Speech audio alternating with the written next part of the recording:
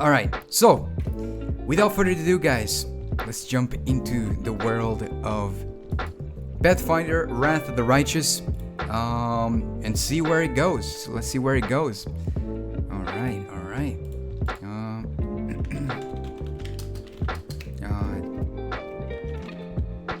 Wrath of the Righteous.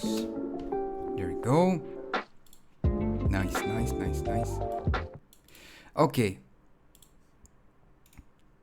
Alright, let's see.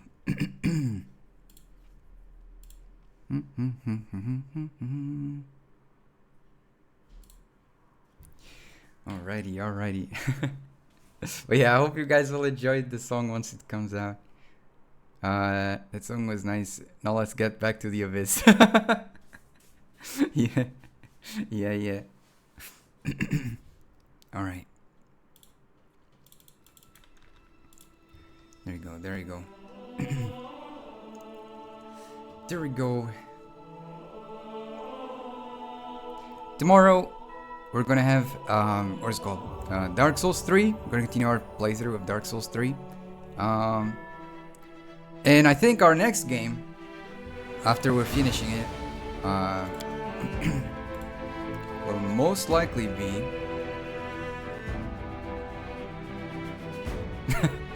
Sekiro. No, I don't have that money though.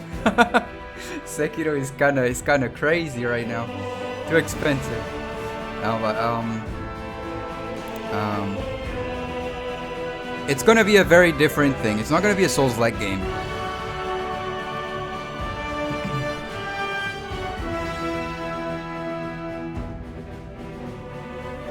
Hey Kia, how's it going? I hope you're doing really well. Welcome in. Oblivion, yes. The Elder Scrolls Oblivion. That's going to be our next game.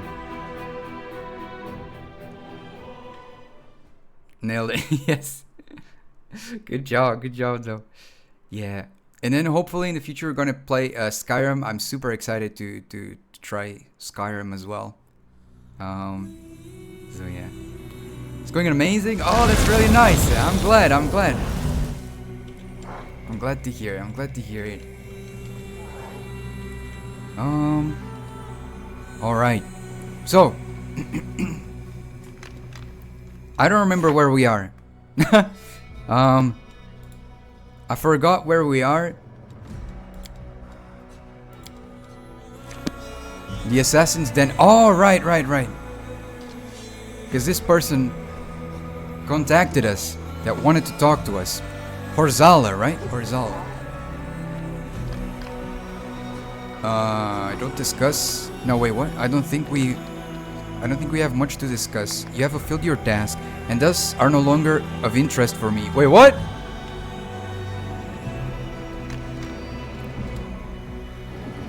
How about this person? He's invisible. Yoz? Oh, this guy. Wait.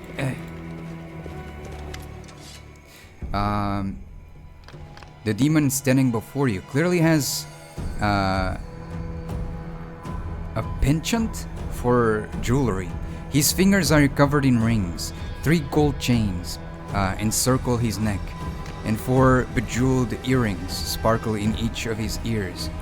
However, such exquisite adornments are not enough to hide the fact that he is a hardened warrior and a ruthless killer. His face and hands are covered in long, badly healed scars, and he moves as gracefully as most skilled swordsmen. I feel like I will not be single much longer. I see. I hope it works out. Nice. Let's see. The demon's lips curl in a satisfied sneer as he greets you loudly. I don't know what kind of voice. Look who's here. It's the arrogant Golarion who's disposed of our poor Wildus. He catches your eyes and frowns slightly, giving a pointless glance towards his bodyguards. You aren't about to do something really stupid and start a massacre here, right? Can we just talk? Who are you? leader of this gang of assassins? Nice. The demon gives you a dignified nod. Yes, and I'm proud of it. The Abyss is full of butchers and monsters, so anyone who chooses to be an assassin among monsters and butchers commands a high level of respect. If they live long enough to make them a name for themselves, of course. My guild attracts assassins from many planes. No one hires us for simple things, like murdering noisy neighbors or cutting the throats of cheating merchants. As I'm sure you know, it's easier and cheaper to do that yourself. And there's no need to get an assassins involved. No, if someone turns to an assassin, it means that the victim is dangerous, cunning, and well-protected target. I've heard a lot about you, Yoz. You're the head of a highly reputable guild that operates on many planes besides the Abyss. Many of my colleagues would consider it an honor to work alongside you, unlike myself.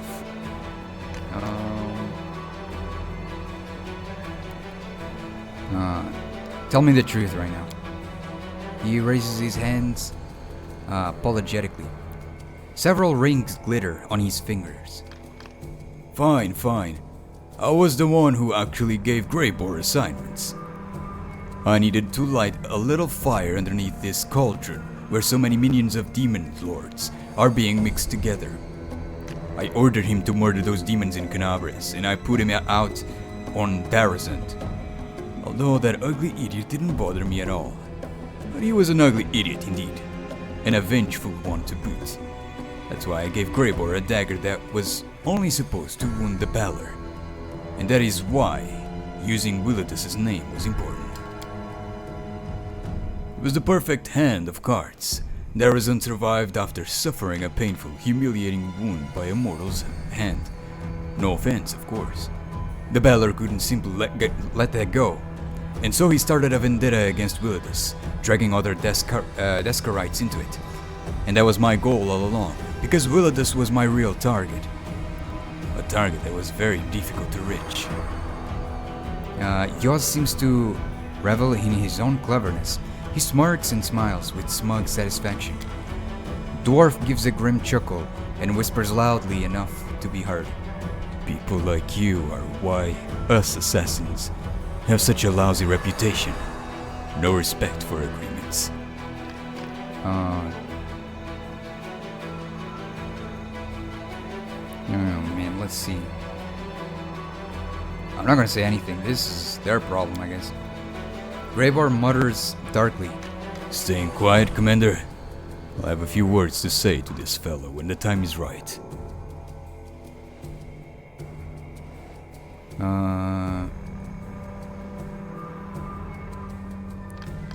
You are the head of the Assassin's Guild. Why didn't you send your underlings after Willidus? He grimaces slightly and replies with visible displeasure. Why say I didn't? I lost a number of capable killers. He collects himself quickly, and the arrogant smile returns to his face. And yet, as you can see, I found a more elegant and economical way to execute this plan. I won't lie to you, this kind of plotting makes me very proud to my own... Guile? I've never heard of that word before. My assistants made sure that every larva in the city knew about the bounty on Willidus' head. I knew that Greybor returned to Alushinira and decided to use him once more. Just like poor Darazant. He had no idea he was merely a pawn of mine. Just as I envisioned, you didn't linger and paid Willidus a visit. I had no doubt that Paranoic would try to kill anyone who crossed his doorstep, but I expected you to overcome him, and I was right. Greybor snorts derisively. I thought your guild had the best contractors. After hearing your story, they sound like amateurs to me. Why did you do all of this? For money and power, of course. This has been my primary motivation for many years now. Somebody wanted that whole Woodlouse dead, and clever Yaws has fulfilled their wish, with the expectation of being showered in privileges and treasures. You're getting a share of those privileges and treasures, by the way. I trust you're not going to refuse the reward provided for freelance operatives. Trust me, the sum is considerable.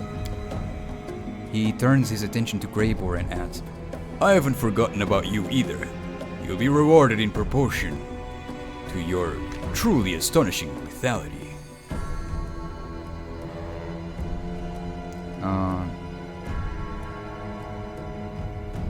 I don't need your money. He makes a show of smoothing an invisible wrinkle in his luxurious robe. You'll never become truly rich if you keep refusing the money you're offered, Golarion. A bad decision. We earned that gold. As for you, Greybor, you've proven your competence. As a token of apologies, allow me to offer you membership to my Assassin's Guild. Consider it the recognition of your talents that you have long desired. I promised you prestige, respect, and truly staggering fees. Of course, I won't demand that you serve your current contract. You may claim your well-deserved place in our guild when it expires. So then, what do you say? Will I be welcoming you to the big league? Greybor turns to you with a very serious expression. His voice is reserved and formal.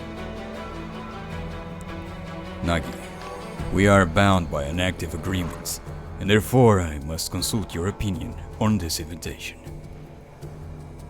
It's your decision to make. He studies you for a moment and nods respectfully. Such words make me respect you even more. Believe me, I appreciate your willingness to let this decision be entirely my own. The dwarf does not waste words as he looks at Yoz. Where do I sign?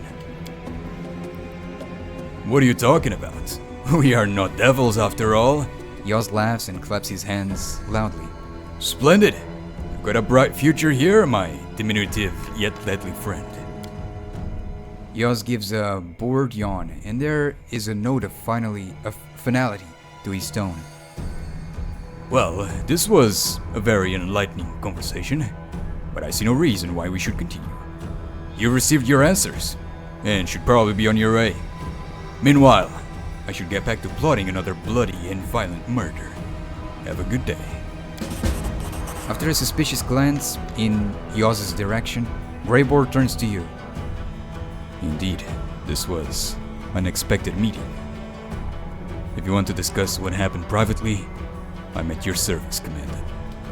Okay. Alright. Sure. I'll go ahead. Interesting. Okay. This dude's name is Boulder.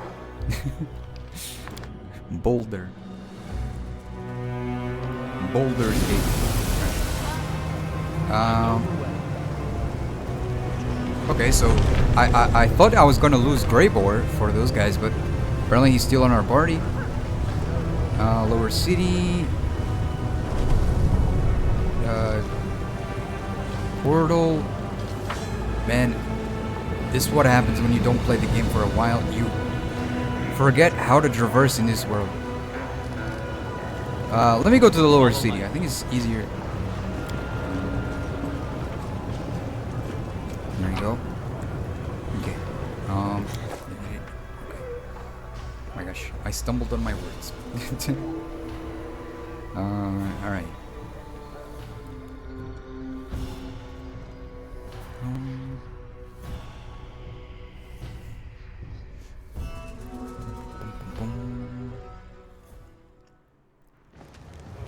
Alright. Is there a portal nearby? Ah, there it is.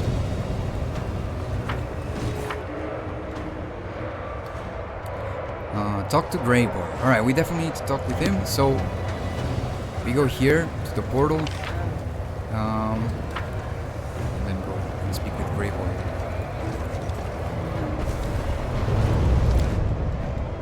Nexus.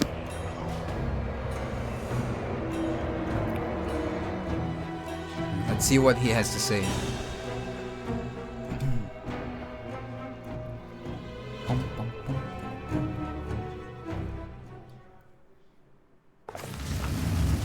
Right, where is Greybor? Where is Greybor?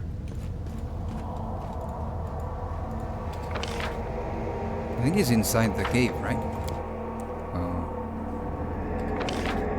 Oh, there he is.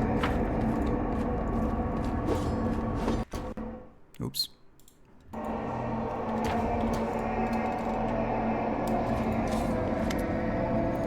Perhaps I should thank you for your help.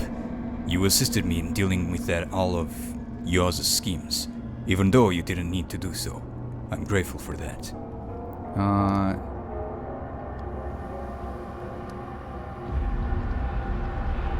Can you explain to me just what kind of a mess we've involved ourselves in? He pauses for a moment and then slowly begins to explain.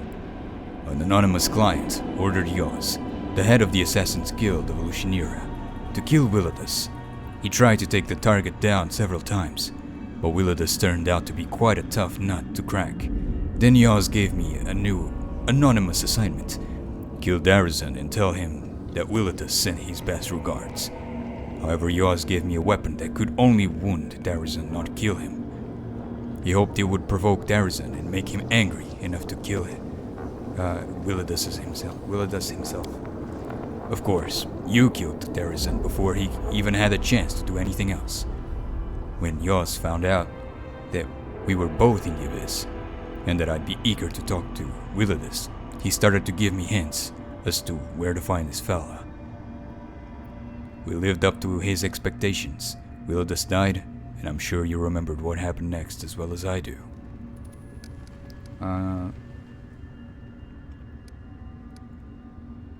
Let's see.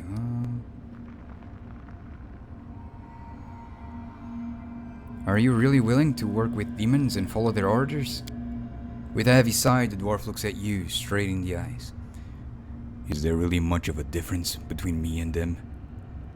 They are the product of the worst parts of our mortal souls. They are sin incarnate. Many say the same thing about me. I was never a coward, so I'm able to admit that my soul is black and evil.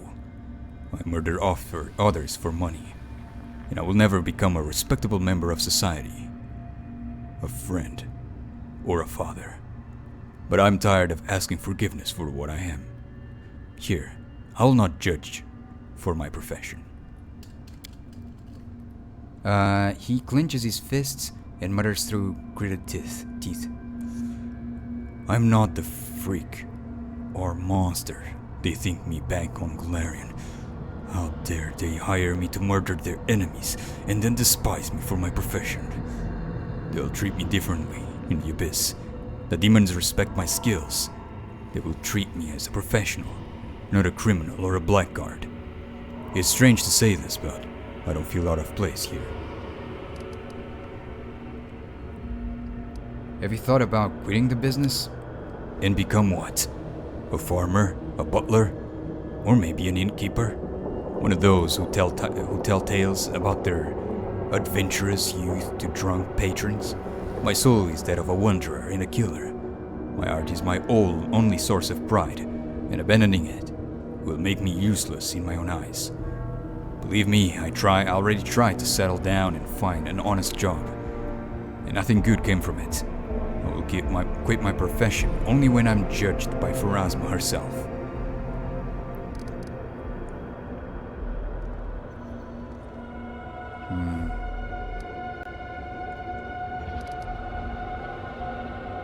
Well, your reputation has been restored. How do you feel? There's a spark of amusement in the dwarf's eyes. I feel at peace. Now people will think twice before attempting to ruin my good name.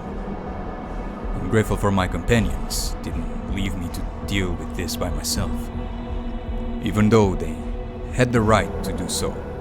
So while I am used to working alone, I appreciate a team I can trust. It's good to have someone who's got my back.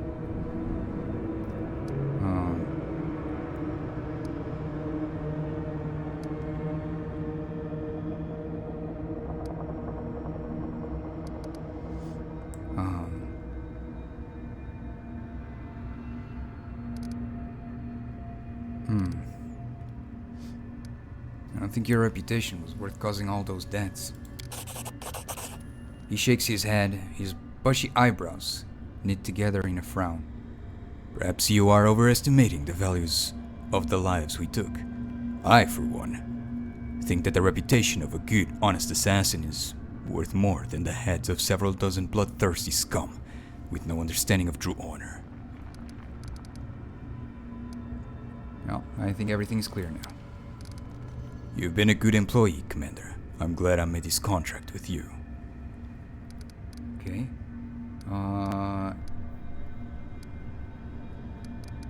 Let's see. You've managed to restore your reputation and join the guild. What about our contract? Do you want to terminate it? He begins to count off his fingers one at a time. First, it would have been highly unprofessional to abandon you after you helped me. Second, the war is still in full swing. My departure would have been a source of gossip, which in turn would have damaged my reputation beyond repair.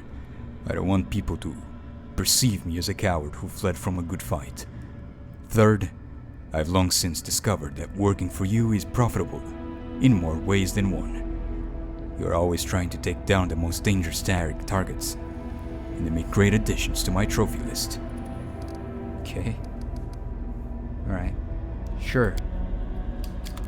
Okay. Well, let's move on.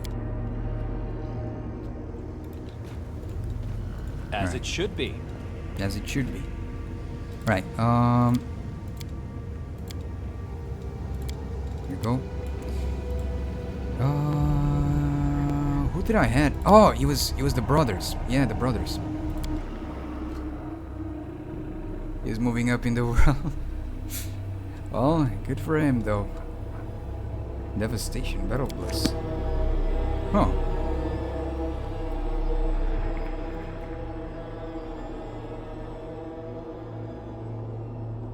Alright, let's see. What do we have to do? Mythic quest. The location of the portal has been established. Oh, the thingy. Oh, I don't think I can go there yet. Right? Flash marks. The art of making friends.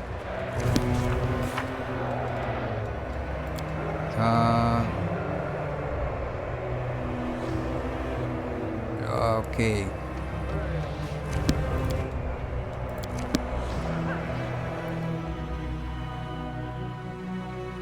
Getting a key super hard.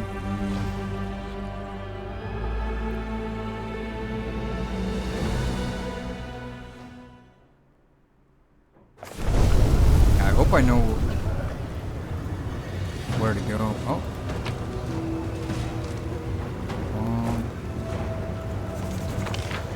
You have to die 3 times or so. What the heck? Is there another way to get the key besides that?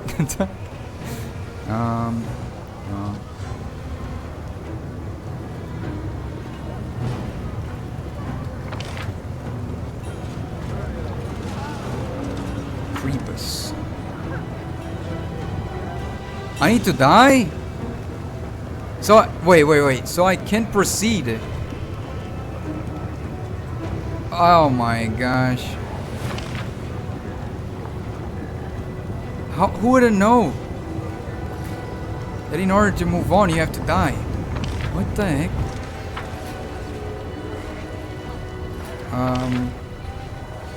Portal up. No, wait, where was it?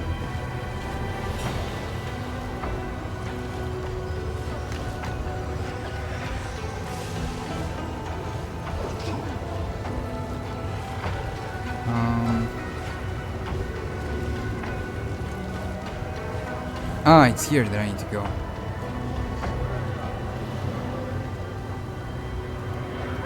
think.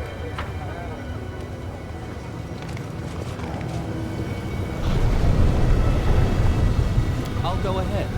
Okay.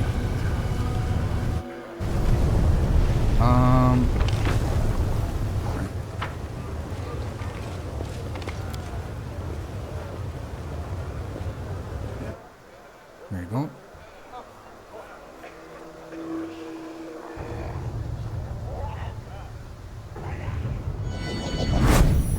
Game auto saved.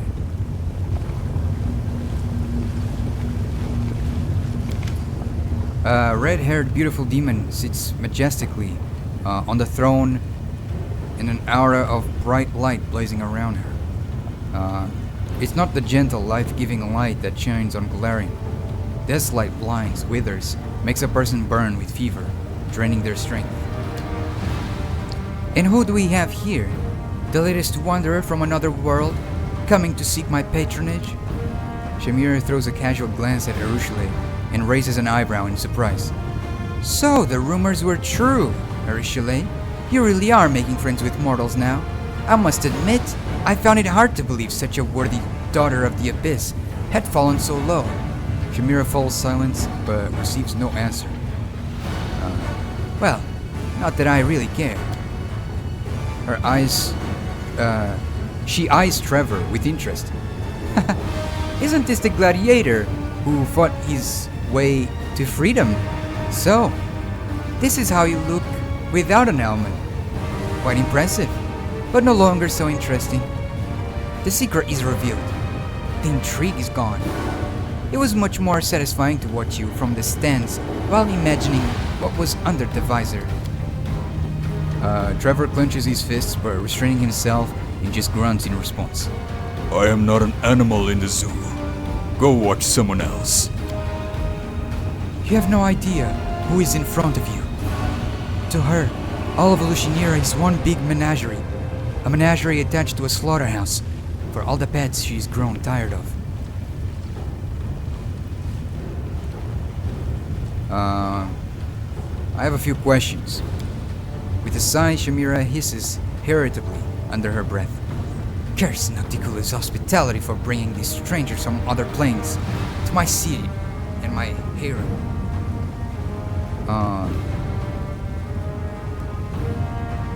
What kind of place is this? What do you think? Because I am Shamira, the ardent dreams, the chosen lover of the great Nocticula. Every time she grows weary of plots and conspiracies and craves wild passion and warm caresses, she comes here to her harem. Okay, what the heck?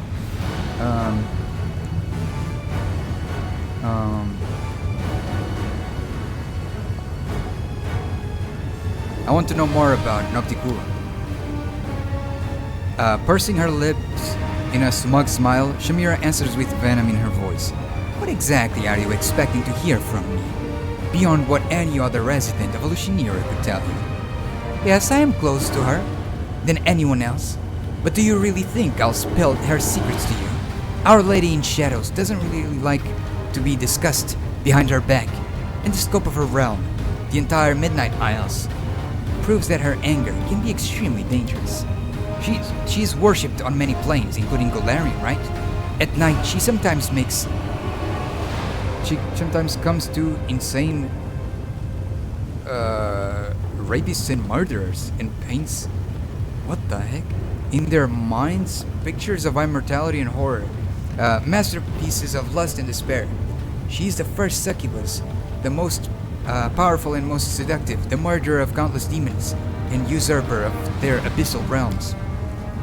Over the bodies of her victims, she climbs to unbelievable heights, and now she stands far above her loathsome brother.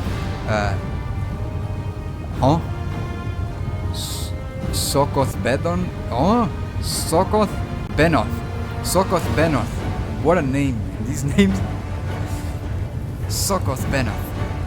Thus she has proven her victories were gained not just by the means of her power, but also by her great intelligence. And intelligence and willpower, okay.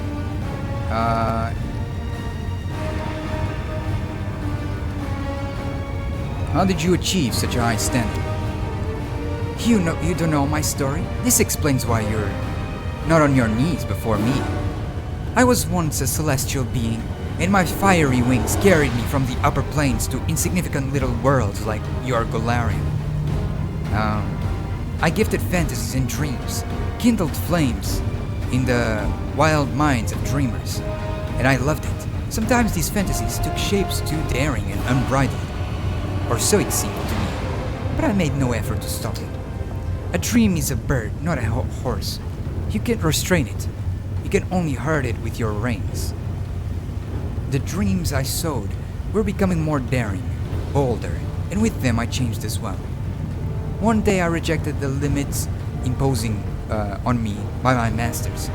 In the world I was visiting, a wildfire of dreaming broke out. I lost myself. What the heck? Broke out. Oh, there you go. A dream so daring and bold it could come to fruition only through great atrocities and monstrous, immoral deeds. I could have stopped it, but I didn't. I was memorized by this great vision. I didn't return to my world, as I would not be accepted. Instead, I descended into the abyss looking for someone who could truly appreciate me and the dreams that I bestow. Nocticula noticed my flame blazing over the dark waters of the ocean. She came for me shrouded me in her shadows.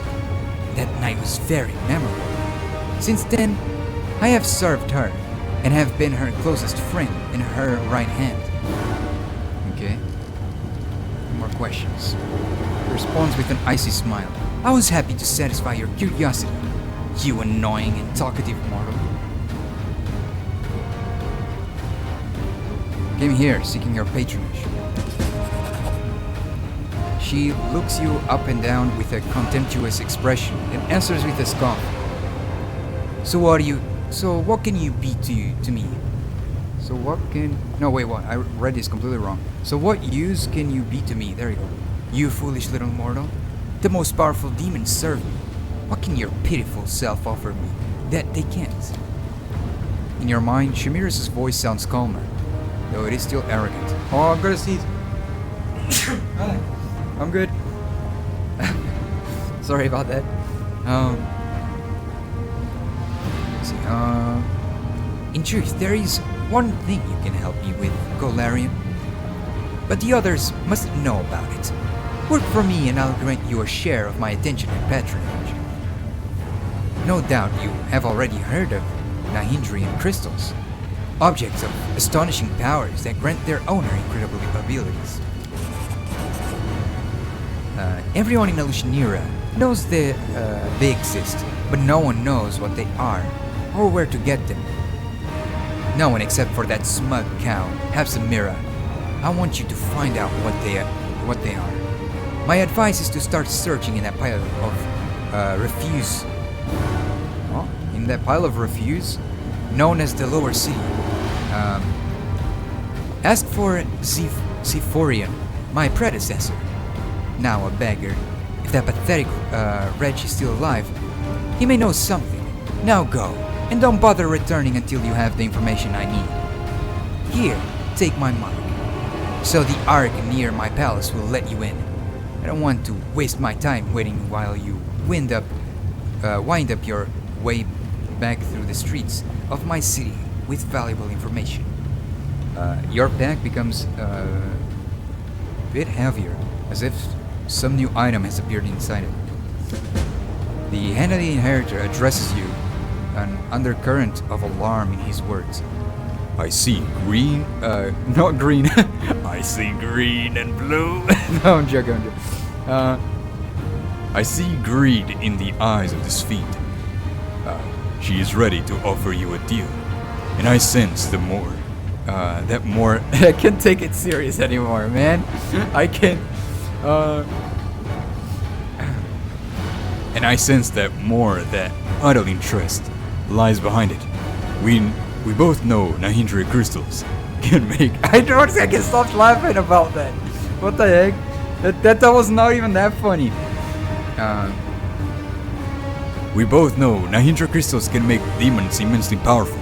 We are pursuing Hepzibira to prevent her from creating and unleashing upon us an army of mythical monsters transformed by these crystals.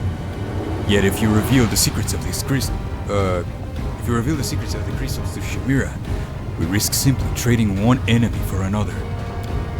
Our mission demands that we make concessions. But it does not mean we must blindly obey every demon's request. Weigh each of Shamira's words. Remember how cunning she is. And do not let her turn you into a tool she can use to commit atrocities. Armor your heart, and do only what you must, not what she, with all her promises and charms, We'll try to convince you to do. And be prepared to find a knife in your bag at any moment. Okay.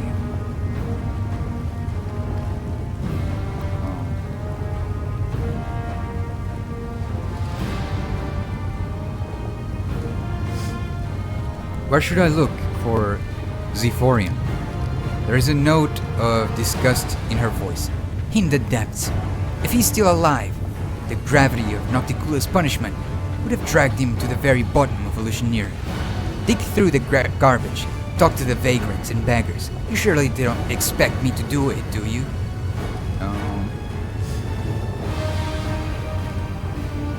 Why should I look for him? Oh, no, she already told me because of the crystals. So you and Abzamira are friends, I take it? In your mind, Shamira's voice answers with her arrogant scorn. Be friends with that miserable cow? Of course not. I'm courting her to learn her secrets. But it's a constant struggle not to put her in her place. Baphomet's minions are far too bold here in Illusioneer. Tell me about these crystals you're so interested in. You haven't heard of these crystals? Are all Golarions so stupid and unobservant? They are purple I can't speak today. They are purple crystals. Why is that so hard to say? Purple crystals. There you go. They are purple crystals. Possessing them grants immense power. Unfortunately, only high-ranking servants of Baphomet know where to find them or how to use them. They use the crystals to gain tremendous power, and now they strut around Illusioneer like they own the place. Okay. And why did you choose me for this mission? Shamira answers with an exasperated sigh. Because you are neither a demon nor a resident of Illusioneer. You're a wild card, an insignificant Golarion. No one is interested in your exploits, and you will not draw any unnecessary attention. You are not bound in service to any demon, and therefore, if you dig up any information, you will bring it to the one who will pay you the most for it. That is to say, me. You won't run to your master because you don't have one. At least not here in the Abyss. If I gave this task to one of my servants, I could be sure of only one thing. That they would sell the information about my interests to my enemies. And then, if they learned anything about the crystals, they would use this information to benefit themselves, instead of bringing it to me. Everything's clear. Wonderful, because this conversation is beginning to bore me.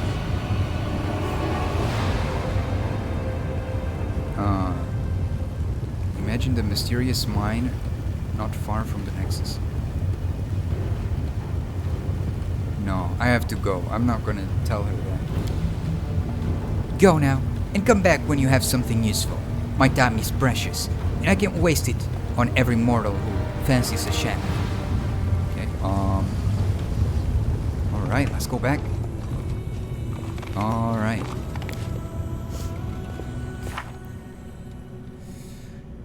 Gather rumors from among the beggars.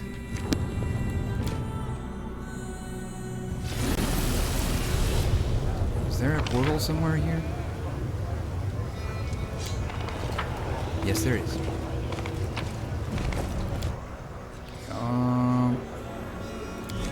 Let's go down here.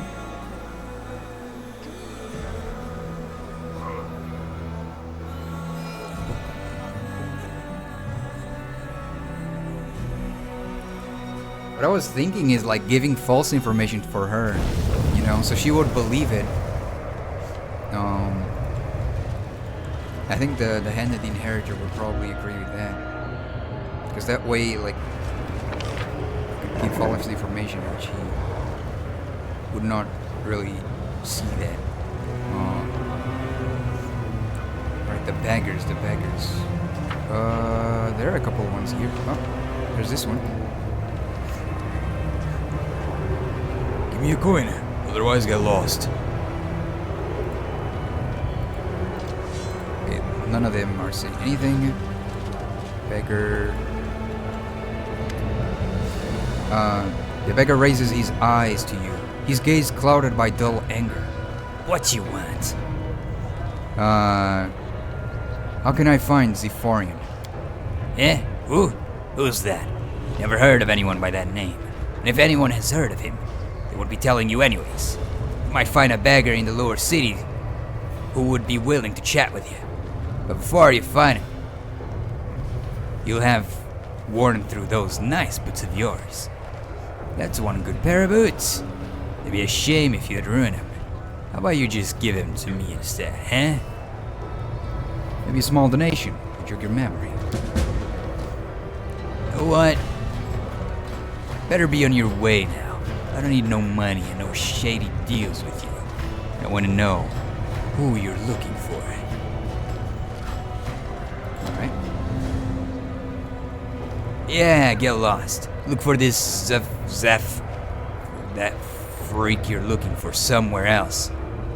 If you want him that bad, ask around. Maybe someone saw him, but leave me alone. Get back with you hanging around. Okay. Let's go for this one. Let me save as well. Okay, this one doesn't have anything to save.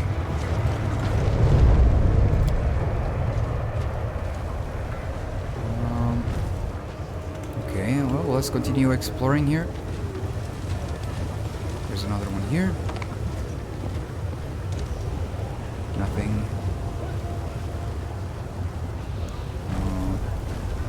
I know the way. There's another one here. Okay. Another one here. No? Oh, you can talk with this one? Okay.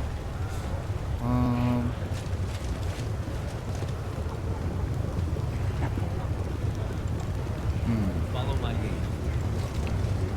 There's one here. Okay, nothing. It's a difficult thing. How would I know?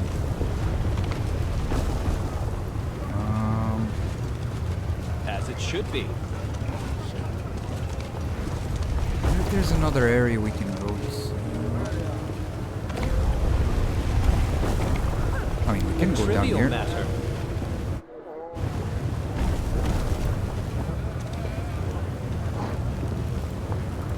Okay, nothing. There's another one here.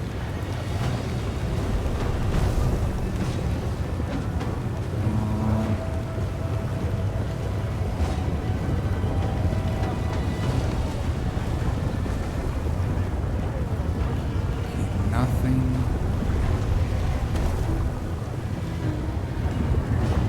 Yeah, this is difficult. Here?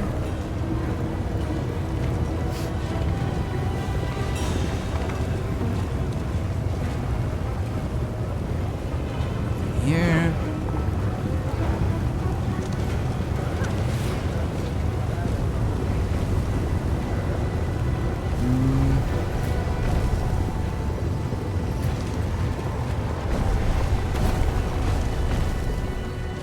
This one? Nope. That is not far. Guys, I don't see any other beggar here. It's just citizens. Maybe inside the... like the tavern thingy? Yeah, I'll try to go into the cavern, the tavern. Cavern. Which I forgot where it is.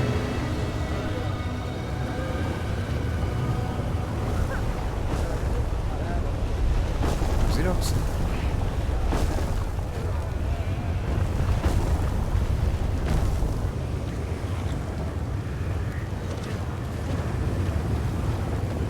And I don't remember where it is. I'll go ahead. Let's go over here. Maybe he was up here. Oh yeah, he was up here. He was up here. So this guy... Oh! There was a new guy here. The beggar unleashes a stream of angry curses. Look at this stupid Golarion strutting around and pestering everyone with these stupid questions. Even back for alms and peace? What do you want? Are you doing this for laughs? There's not a beggar in the lower city you haven't harassed. What was it you wanted to know again? Come on, ask away, then piss off.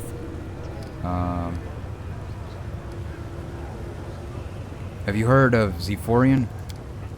Well, maybe there was a fella with such a name. Or maybe there wasn't. I don't know. And the others don't know either. What's their problem with us? Go ask around in Middle City.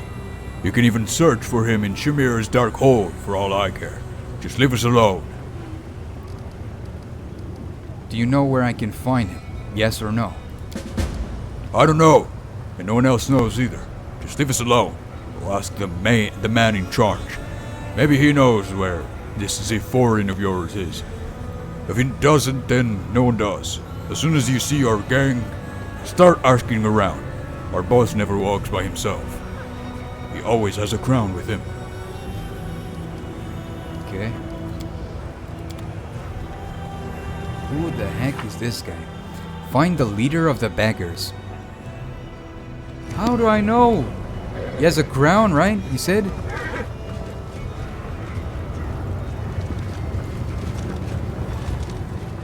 I know the way. The leader of the... But is he a beggar too?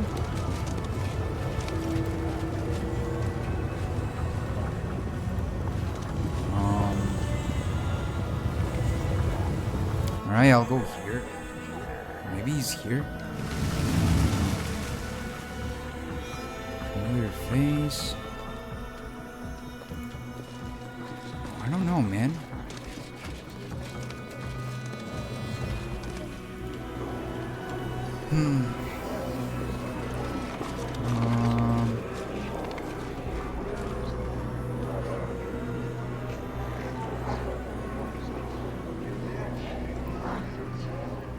Yeah, I don't think it is here, though. Let's get to this area. Who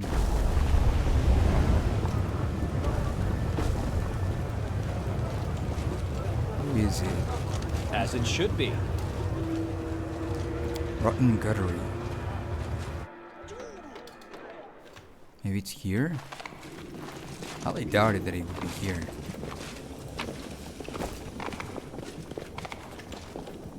That is not far. Man, how the heck do I find that guy?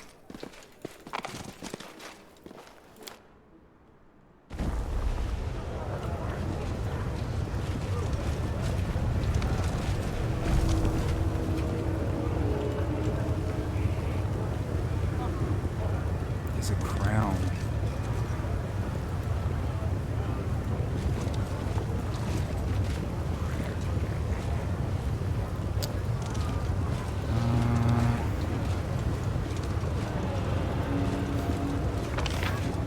But is he here?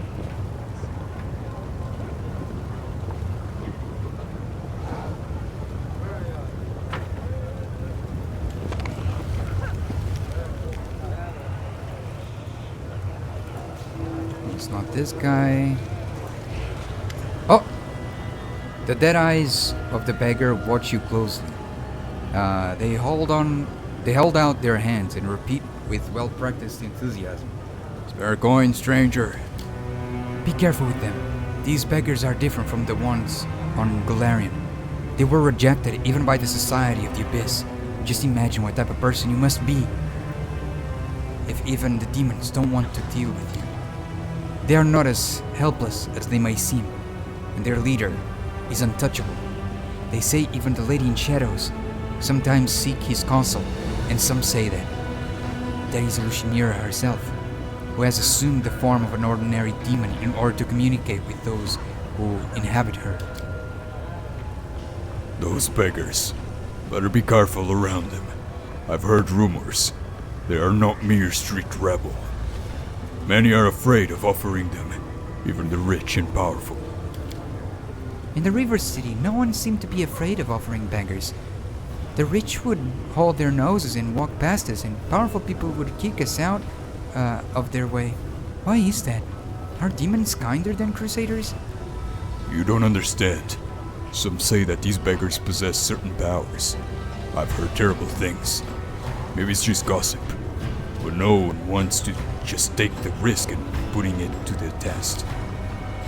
If you offend someone, that person will be offended. Isn't that enough reason to try to avoid offending them? Who cares whether the person can seek revenge or not? I just don't understand. I must be really stupid. What?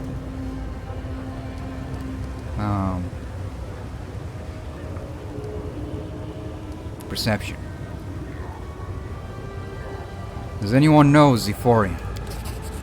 Some of the beggars seem to prick up their ears at your words, noticing that you are looking directly at them, not reluctantly standing. You definitely managed to draw the vagrants' attention, but they do not appear to be in a hurry to share any useful information with you. Okay.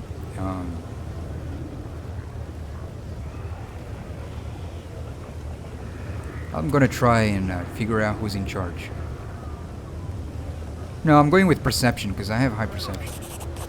One of the beggars draws your attention. Despite the pitiful rags covering his scabbed body, he holds himself a little more erect than the others. In a dirty but obviously expensive ring sparkles on his hand.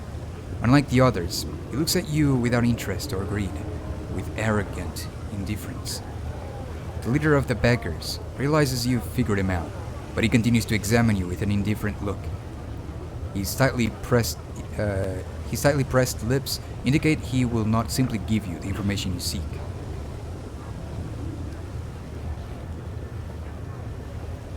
Would you be so kind to tell me where can I find Zephorian, esteemed leader of these poor lost souls? A slight smile touches the beggar's lips as he condescends to answer. We are filth on the street of Lucianira, and you trample us under your feet, and yet you are polite to me. This is wise, because we all turn into filth sooner or later. This is why I will deal kindly with you. The beggar leader picks at his ears. No, he picks at his ear with his knobby, dirty nailed finger, then says, A filthy pile of garbage once named Zephorian begs at the entrance of the Battle Bliss, the Golarion arena. That's where you'll find him. Man, we were there and they made us go all the way back and forth. Just for you not to do the quest right away and do this entire thing. Oh man. Right, Battle Bliss. Maybe we can take the tavern here and then go high here on the stairs. Outside. And there we go.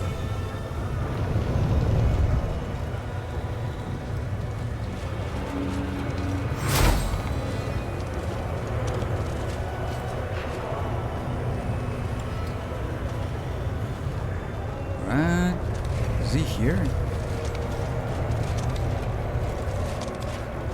Ah, that's good. The Vagrant is repulsive, even by the standards of the Abyss. He was the first guy I talked to as well. Oh my lord. His lumpy, scarred face makes you think he was put through a meat grinder, then shaped back into a semblance of his former body and left to live out his life. His tall and once impressive figure has been shattered. His arms are covered in the protruding lumps of unset bones that were left to heal improperly. The beggar is clad in many layers of dirt, smelly rags, onto which hundreds of keys are sewed, from tiny toy box keys to a giant cast iron key that bows the demon's neck almost to the ground. So you're looking for Zephorian. He is long dead. But that doesn't seem to be stopping you.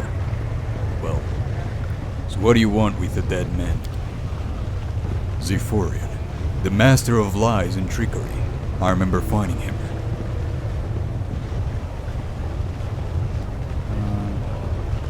Share your knowledge with me.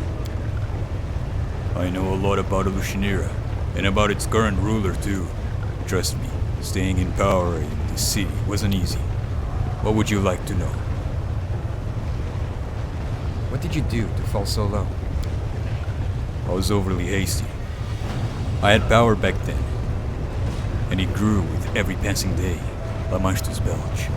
I was just a step away from becoming more powerful than Nocticula and toppling her from her throne. And why not? After all, that's exactly how she got where she is now, after she took down that toothy old freak. Fury of Axis. Oh, old freak Fury of Axis. I was about to start my code. I had even found a powerful patron, Sokoth Benoth, Nocticula's brother, who held a serious grudge against her. Deep Vanilla, welcome in. How's it going? Welcome in, welcome in. I hope you're doing really well. I'm getting my streak back. Nice. Hello, hello. How's it going? BRB refreshing. No worries. Take your time. Thank you for stopping by. Let's see. Before I had time to start, that sly immortal mage stole an important thing from me. A thing that could have shifted the balance of power. And then that red-headed little dude learned about my plans. Oh, it's a Duda. Okay. She turned me into Nocticula, and she struck before I could. I fell, and the red-headed harlot took my place.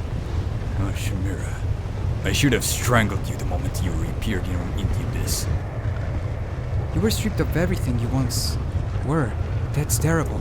I understand, I really do, but why did you decide to become like this? When someone takes away your past, you are free of it.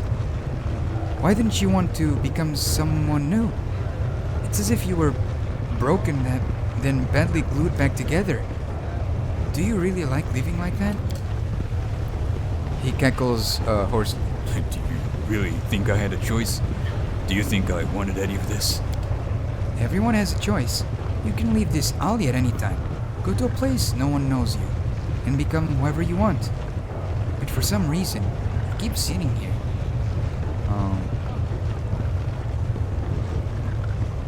What do you think of Lucianira today? It's the same pile of crap it was when I was in charge. Here in the Abyss, everything changes constantly. Nothing really changes at all. I could tell you how much better the city was when I ran things, but it would be a lie. Back in my day, it was no different. Just as I did, Shamira rules this city, this crazy lot, with an iron fist, subduing them through terror and violence. It doesn't take a genuine genius to do that. You just need to be absolutely ruthless and have enough power to be able to drown any insolent scum in his own blood. Actually, it can be done by any brainless, that's correct. Who can crush mountains, but can count how many corpses are impaled on his spiky claw.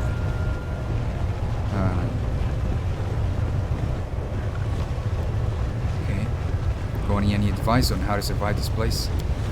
Hima responds with fervor, the words positively bursting out of him. Do not trust anyone.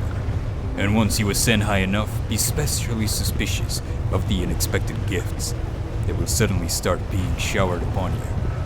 No one here does anything without a reason. With a bitter chuckle, the incubus makes an obvious effort to stem this outpouring of hard-won knowledge. Okay, that's about it. Whatever you say, stranger.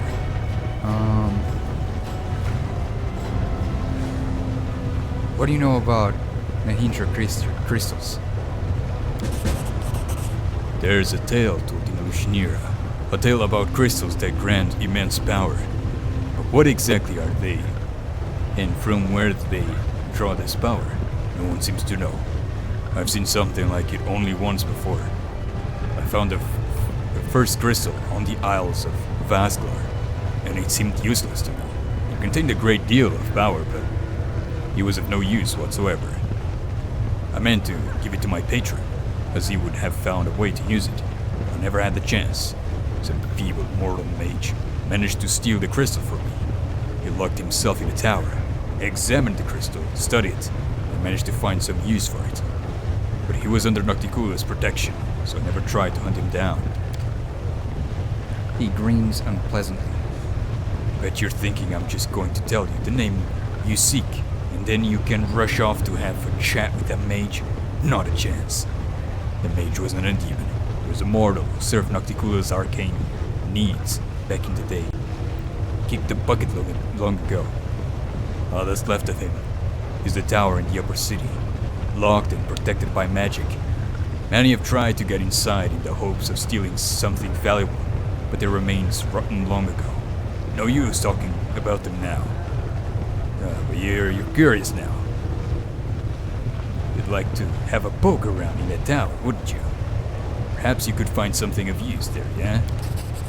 He gives you a mocking grin, then sighs and takes a single key from his rags, handing it to you with a sweeping gesture. Take it while I'm still feeling generous. This will open the way into the tower. When I ruled the Lucinera, I made sure I had a key for every hideout and tucked away a nook in the city. You never know when they might come in handy. Here, take this and get lost. No one will throw me a coin with you hanging about.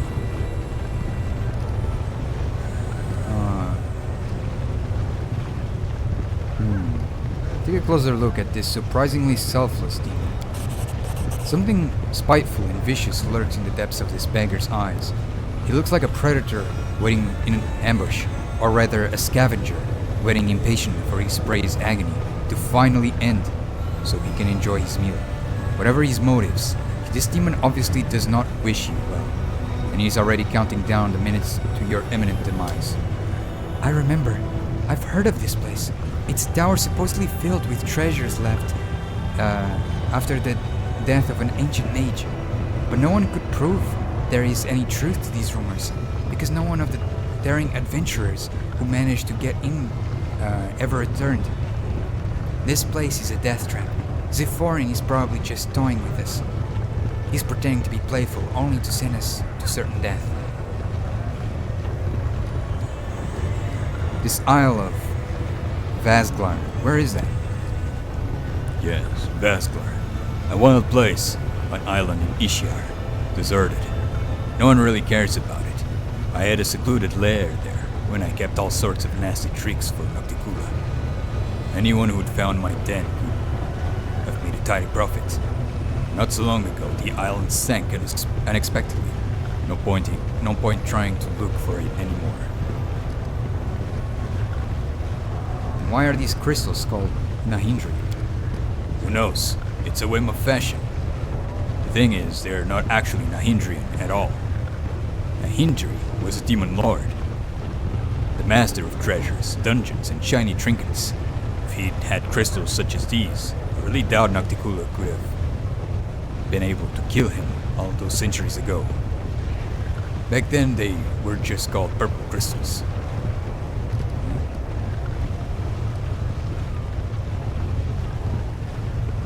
You're lying to me. You're trying to lure me into a trap. His ugly mouth breaks into a malicious grin. You'll probably die there. Or maybe you won't, and you'll find out what Shamira wants. It was Shamira who sent you, right? She was the one who turned me into Nocticula back in the day. Now she wants to topple her mistress and take her place, just as I once tried to. That's why she wants those crappy crystals so much. So be it, I say. Whoever loses this fight, I'll be the winner, and I'll savor the outcome. You, Shamira, Nocticula, may you all drop dead. Tear out each other's throats and strangle each other with your own intestines. You're all scum. And I'll piss on your corpses then as they float by on the ocean of your blood. My gosh, this dude's crazy.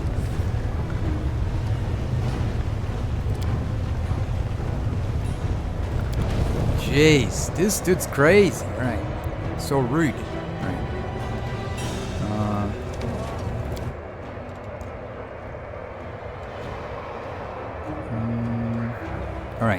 The art of making friends. Let's go here. See if we can get into that place. Pum, pum, pum. Pum, pum, pum.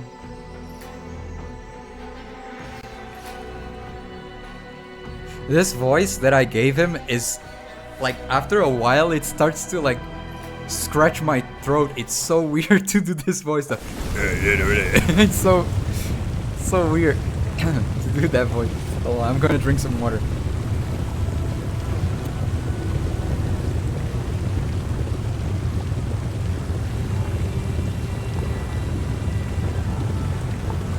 There we go. That's my chair, by the way. Sometimes it makes this crazy pop sound. Like this. It's not me farting, I swear. No, I mean, I'm not joking. It is not me farting. Follow my lead.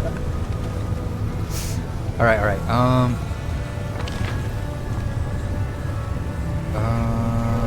I don't know where it is, though. Wait, what? Wildus received 0 strength damage from unknown source. Wait, what? Where is this happening?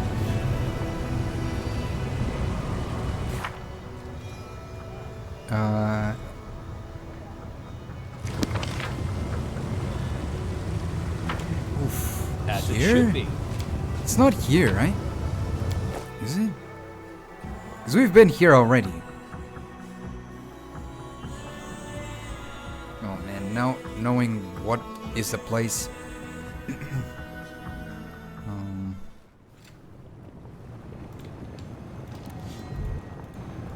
mean, maybe it is this place. I don't know. I don't It's think. not far.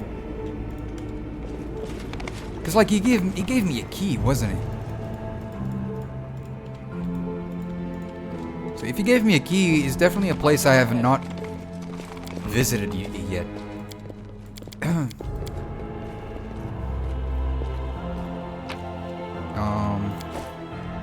What place have I not visited here? I feel like I've seen almost everything, right?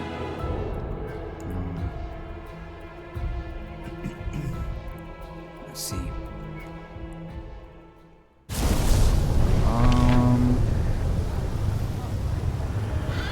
Portal down, portal. It's different stuff. Oh, I don't know, man.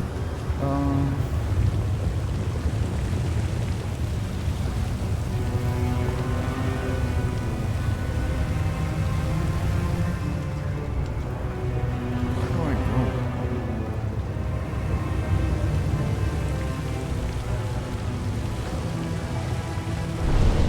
Oh no, let's not go in there.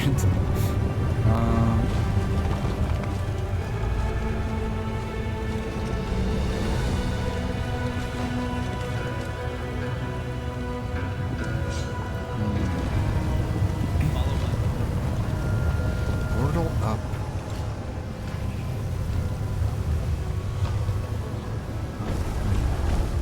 There's.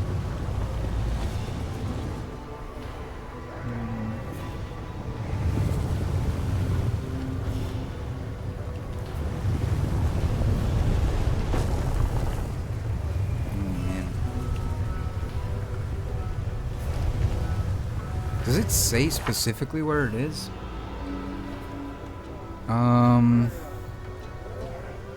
It just says it's the Mage's Tower in the Upper City.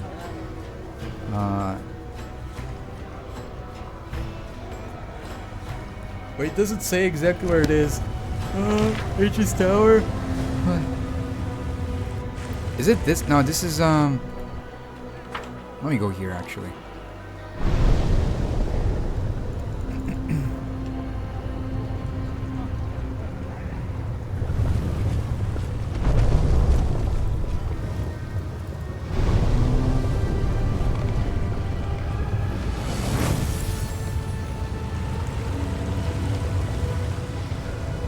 Where is the...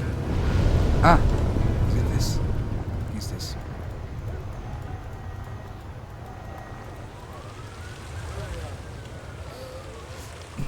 Oh, but this... Isn't this the place for... Nocticula?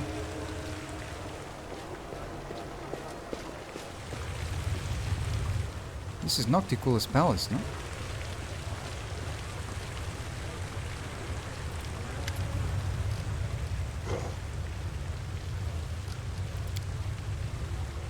Yeah, this is her residence. So where the heck is it?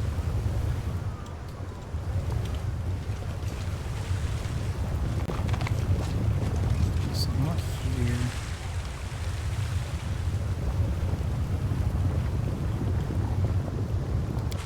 Oh, that was a misclick.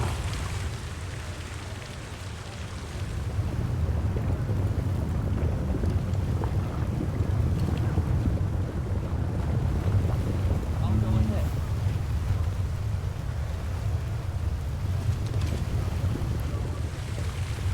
And how do I know?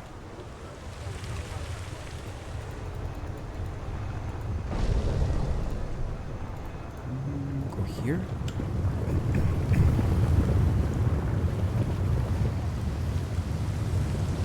Mage's Tower, Mage's Tower.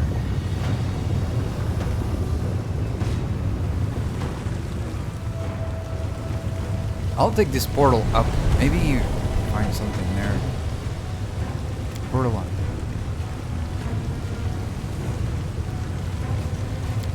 ICD, top island. Here? Here? Follow my lead. I don't need to go up.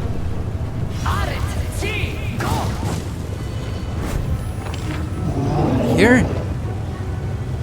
This thing, right? How the heck do I get to it? Wait, so, okay. So I go here, go down.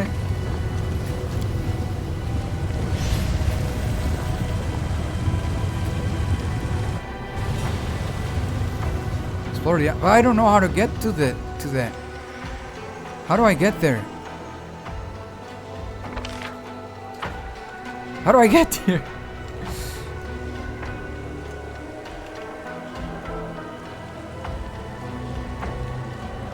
A spire that will help me. What is a spire? As it should be.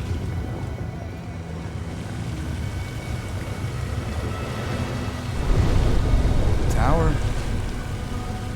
Is this? Oh my lord.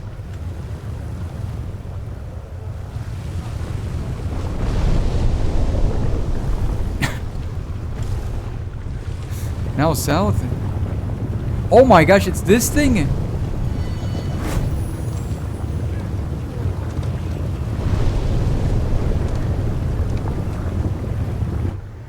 Oh my gosh. Something bugged out. Wait, wait. I see. This thing, right? This thing. This little, like...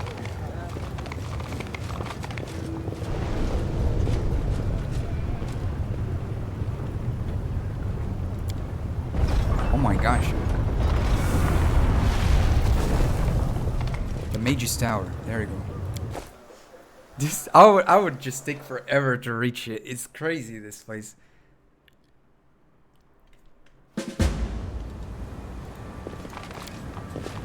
The inscription is written in archaic elven script.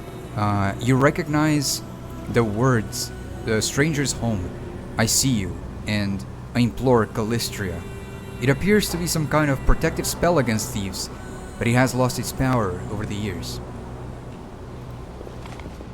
What a find! Where? Traps? Traps. Oh my gosh, but then how do you untrap this trap?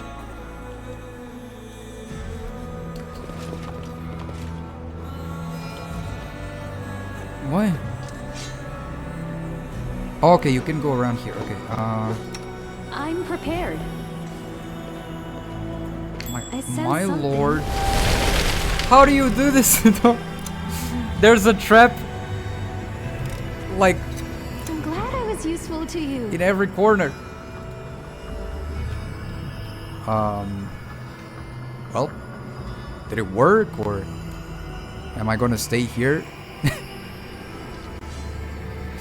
think I'm forced to stay here, or is this gonna go away anytime soon? Oh my gosh, is it gonna be full of crazy traps one after the other?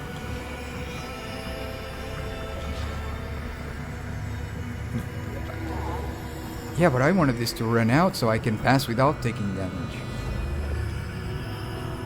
Is this gonna stay forever?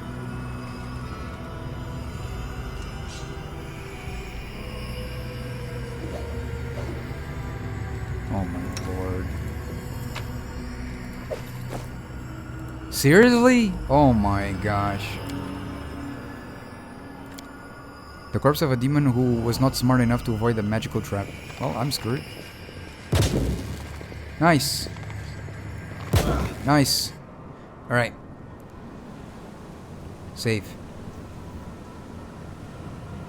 I'll go ahead. What is that thing? Oh, it's a tiny demon. You've crossed the wrong Interesting. mongrel. We won't fall here. I swear it.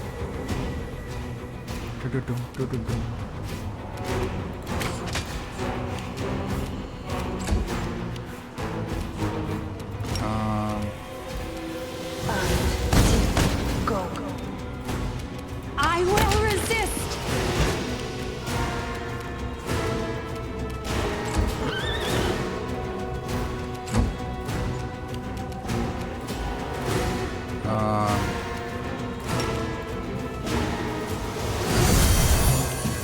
You won't survive Nice. me. I finished here. Is there more? The wreckage of what was once a magical golem. Judging by the many dents on its remains, it was destroyed in a fierce fight. Yeah. Can't hide from me. I think I did it. This inscription once contained a spell of warning. When an intruder appeared, it would let out a chill... wait, what? A chilling howl to raise the alarm. Fortunately, the enchantment has worn off with the passage of time, so your ears have been spared. Okay.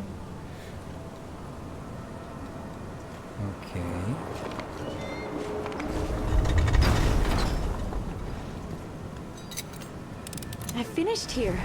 Is there more? What's in here? The wreckage of what was once a magical golem. Okay, it's the same thing. Oh boy. What a trap fest.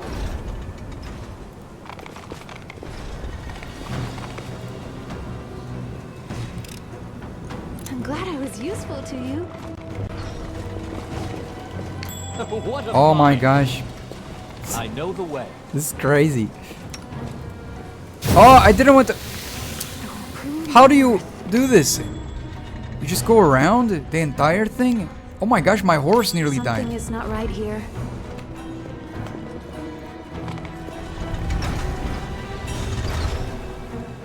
Interesting. But there are traps. Defending traps. How do you... screw it, man. I'll take damage. I don't care. This is crazy. There's traps saving traps. This is insane.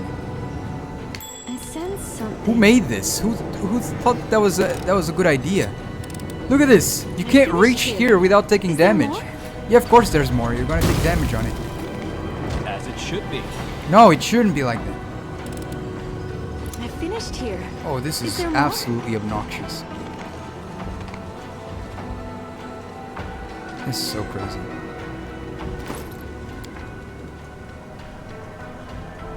Belongs to someone I know. Well, I mean, we'll see about my memory. He's kind of, you know.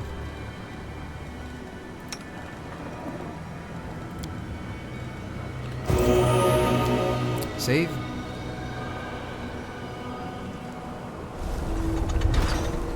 Oh, we cannot.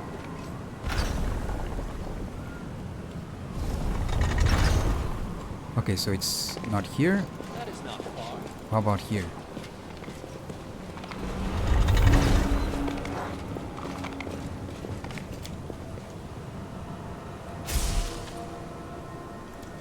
Okay.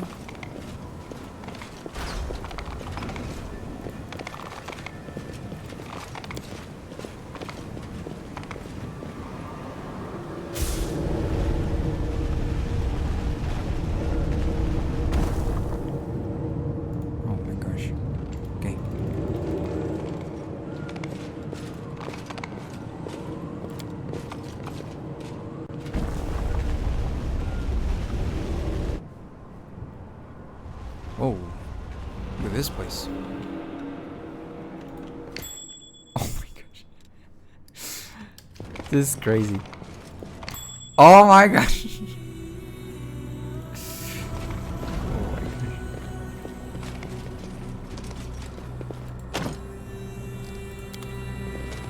Where's the trap? Where's the trap? Ah, here it is.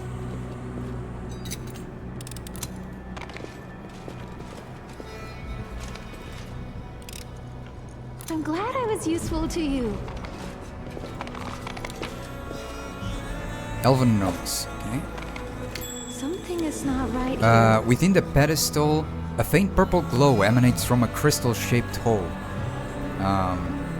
Its edges are chipped and cracked, suggesting that whatever it contained has been forcibly removed.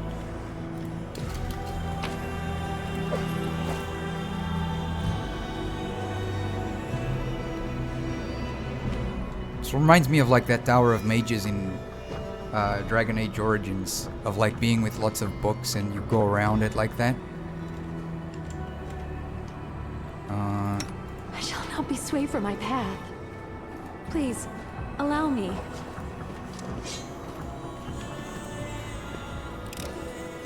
I've finished here. Is there more? Here.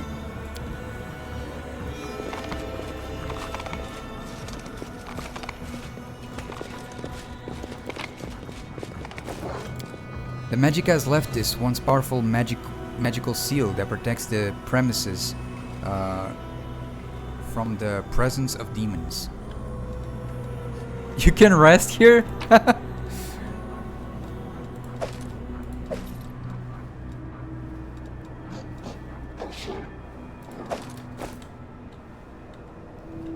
Save.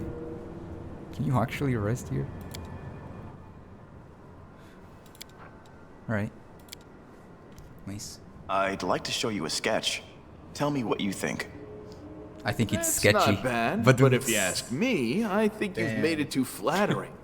Too bad you can't redraw my ugly mug for real to make me look like this handsome guy.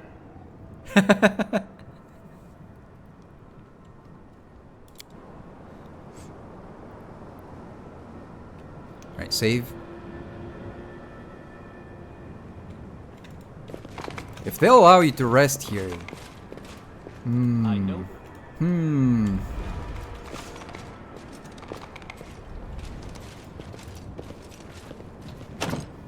The door remains in place, as does the bell and slender silk pull.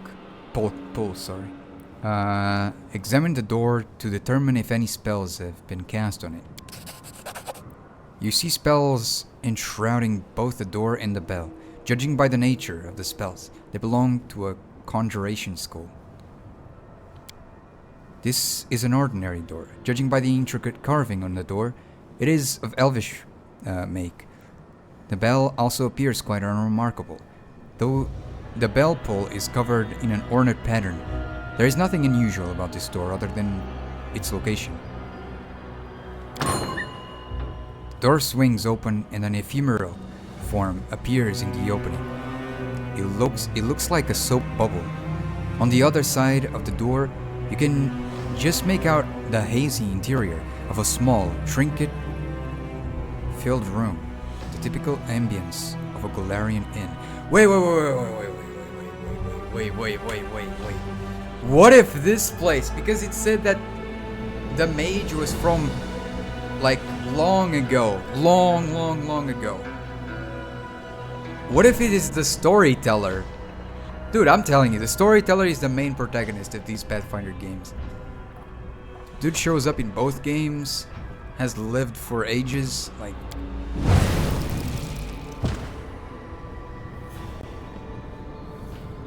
No way.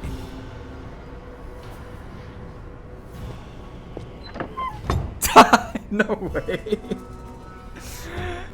Clutching the door handle, a skinny figure falls through the soap bubble. The bubble contracts, then pops, dissolving into thin air. The door slams shut, cautiously touching the stone floor. The unexpected guest rises slowly to his feet. It seems that the storyteller, for it is undoubtedly him. It's quite surprising. What the heck? His head swivels around in bewilderment, his hands reaching to examine everything around him. Where am I? How did I get here? Who's there? I remember the sound of that breathing. Nagi, is that you? Thank the gods it is you. Where are we? And if you don't mind my asking, what brought you here? How did you get here? He listens intently to the sound coming from the city. Good question. Judging by the demon speeches I hear, we are in the abyss, correct? Then I suppose I was brought here by a portal. It was most likely activated by you. This portal must have been charmed specifically to deliver me here from wherever I may have been. I hope it will send me back the same way. You are unlikely to have charmed it this way. If you had, you wouldn't be so surprised by my appearance. This means the spell was cast in the past. In my past. The one I'm looking for. I have to admit, this finding is quite intriguing and perplexing. But this place, where we are, it's a tower, isn't it? Yes, I'm right. A tower. Why did you need this portal? In my forgotten past, I must have done something that required regular visits to the Abyss, or regular visits from the Abyss to Golarion. Such a portal is quite a convenient means of transportation, and it is also well secured against uninvited visitors.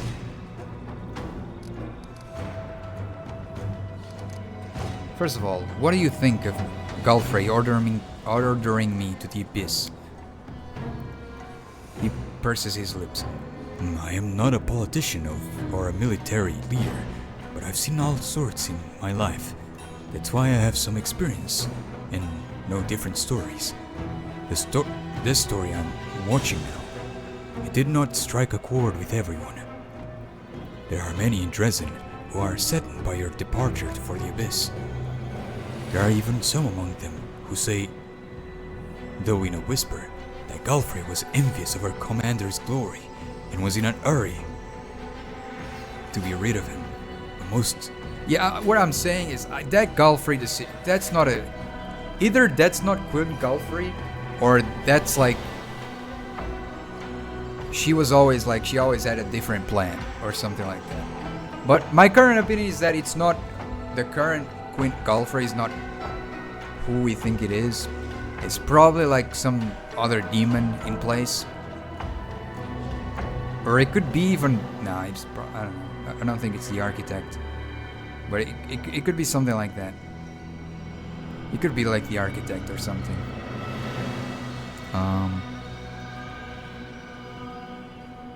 Let's see.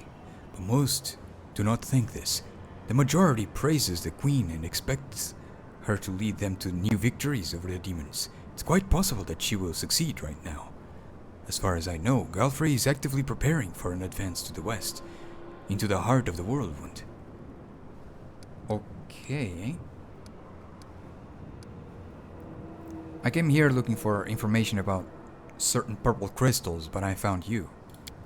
The old elf looks strangely confused. I can't say I remember. I feel something familiar. Sharp edges, deep purple hue, great power inside, which I bound and subdued. Forgive me, I can't remember anything else. Perhaps if I laid my hands on such a crystal, I would see something else in my past. Do you know where to get one of these? Do they come from the mines? Or maybe from the bottom of the sea? The elf takes out a delicate compass from his bag, the needle of which he's slowly, but constantly spinning. I sense the power we are looking for. My hands have touched it in the past. In the past I do not remember. I think a little divination will come in handy. I can set this little trifle to help you. Explore the caves here. When you are near the crystal, the compass will let you know. Storyteller's compass. This tower looks like the one where you almost got eaten by the dragon. Maybe it used to be your home too? Oh my gosh, yeah. I didn't realize that. If I could see this tower, I could be more specific, but I can say for sure that this is not the first time I've stood on these stones. Is there a door behind me in the stone arc? The wood is decorated with elven lettering. There is a bell with a bull next to it. The bull is made of leather. No, silk. Am I right? Indeed. The sense of recognition. It's truly stunning. I definitely used to live here, and if there are no other claimants, I'm ready to become the owner of this tower again. Be my guest anytime. I found a page that might interest you. Yes, you are right. Another piece of evidence from my past I have forgotten. His expression becomes withdrawn. Thank you. If you find more pages like this, please bring them to me.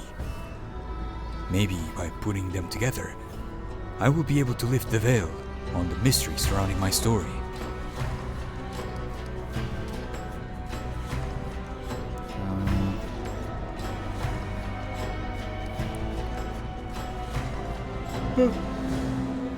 I want to discuss your past with you. Storyteller's face grows gloomy. He thumbs through the pieces of paper that holds his hidden past. My lost memories. These pages pave the road to them. What story are you interested in? Tell me about Earthfall. They are leaving. The people of Kyonin faced the coming Earthfall and admitted that they were incapable of handling this disaster. Proud rulers, artful crafters, brave warriors, wise mages and skilled healers. All of them hurry to the gate of Sovereign, looking around fearfully. A clean, safe world is waiting for them there. My people decided not to fight for Golarion. I am ashamed, and I am sorry for them. Their hearts wavered in the face of the catastrophe. But my will is strong. I am staying. My kinfolk are looking at me angrily. How dare I diminish their decision with my recklessness? My choice makes them cowards, traitors of their own home. One of them, my former mentor, looks at me bitterly. He hands me a neat notebook with a tree bark cover. In case you change your mind. With a heavy sigh, he returns to the lines of those departing. Forgive me, brothers and sisters. I watched the gale of the Silverian stone close, separating me from them. It's time for me to go. I opened my master's notebook. These are his notes about traveling between worlds, in case you change your mind. He hopes the burden I shouldered voluntarily will be too much. I will lose heart and find my way to Silverian. That will never happen. My mouth set stubbornly. I tear my master's notebooks to pieces. I use my forced pride as a shield against my fear of what it is to come.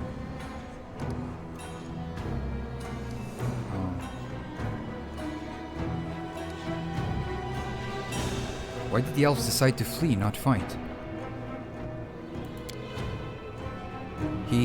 His lips burst with disdain. They are afraid to lose what they have. They were rulers, long-lived and powerful. They valued their lives and sunshine too much to enter the fight with the aftermath of Earthfall.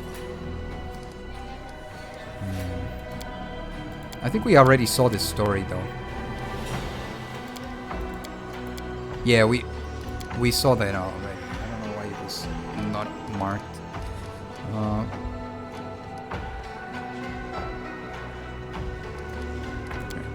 I suspect it's difficult for you to carry out your mission surrounded by enemies. I would like to help.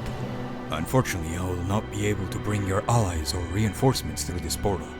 Supplies, however, when I return to Golarion, I will buy some travel necessities. If you need anything, just ring this bell, and I'll deliver them to you. Okay. That was crazy. I did it!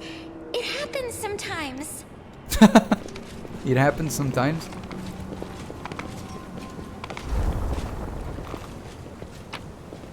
Oh, a helmet. Rigorous training. This headband of Wisdom 6. Wisdom. Who had a wisdom?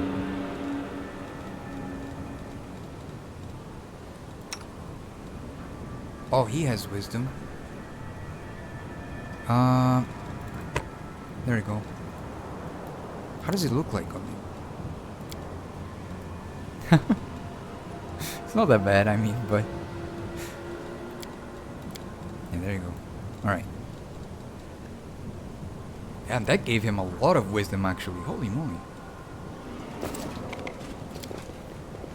Save.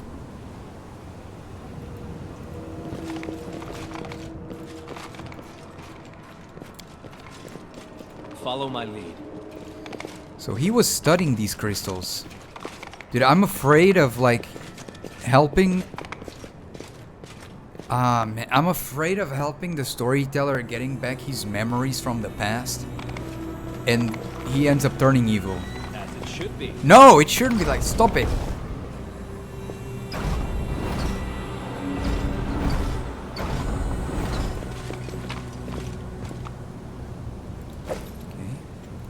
That is not far. Nothing here. The second floor.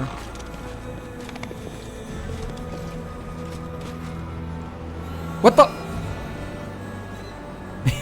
You spin me around. Oh my gosh, my dragon is going I'll go crazy. ahead. He got stuck.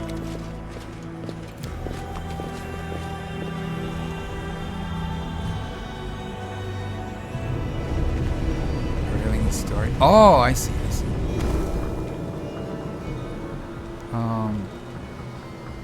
I know the way. Oh, we activated that one, but there's another one we need to activate, which is this one. I don't know how to get to this one.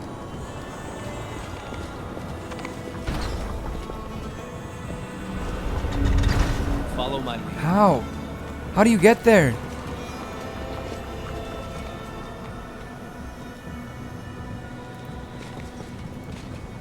Oh, wait. I giga brain this. Wait. As it should be.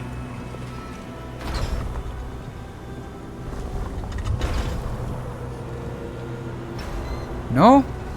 Ah, rip. Oh, yes, I did. Gosh damn it. Damn it. Come on.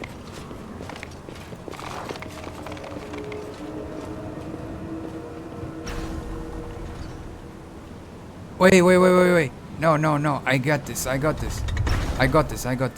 Always be ready for the worst. Yeah. Go here.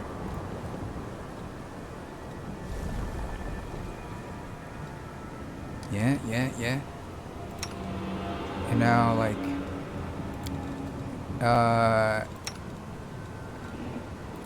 Go here. Go here. Here. That is not far. Oh, you're already there.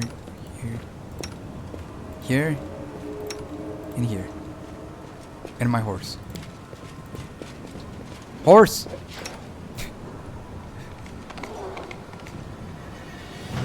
Yes!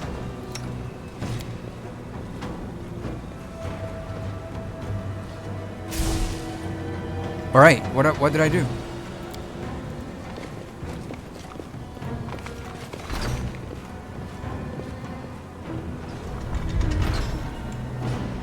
Okay, I did it. Now what? Oh my gosh. We've already used this one. I think we lit all of them, right?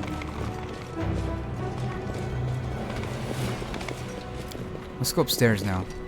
Now that we lit all of them. I don't know what that one is gonna do.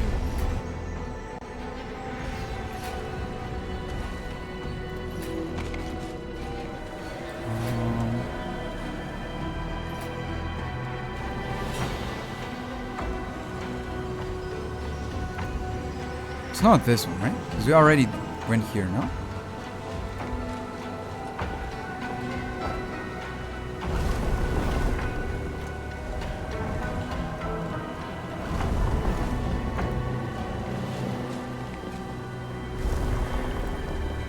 Yeah. We were here.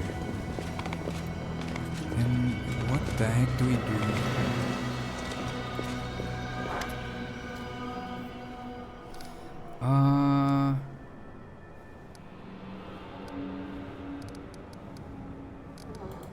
Okay.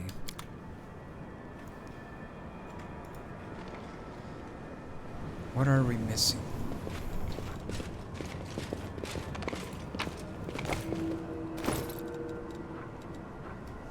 Lethal conductor.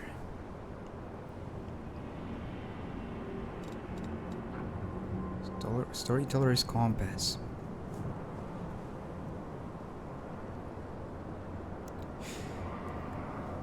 Is set to help you find the Nahindri crystals in the depths of the island of Alinithia.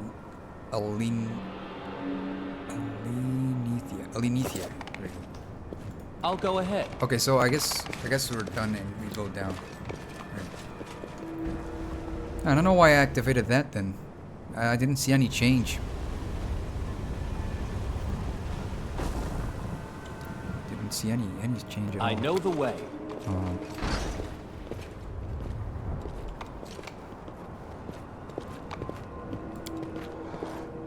Okay. Ah, damn it. This thing.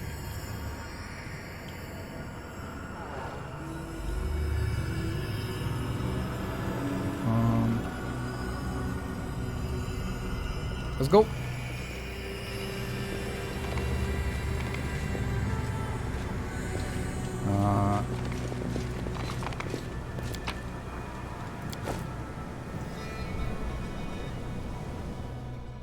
Okay. And now to try and find that place where the crystals are. Where do we find that place? Search the crystals in the Lucinera mines. Oh! Follow my lead. I see. First of all, we need to go over here.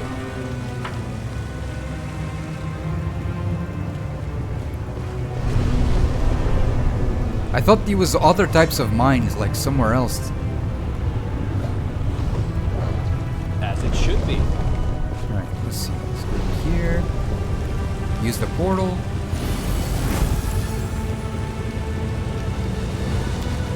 Okay. Nexus.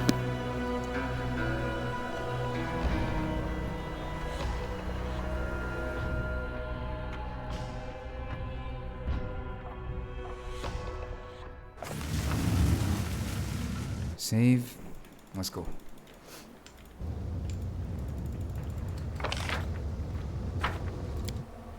Storyteller said what? Storyteller's compass starts to vibrate. The crystals should be somewhere nearby.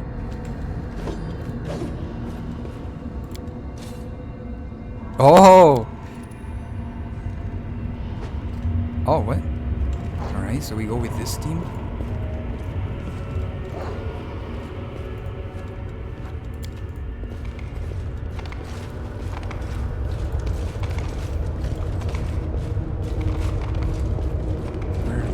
Where are the crystals? That is not far. Is that a crystal down there?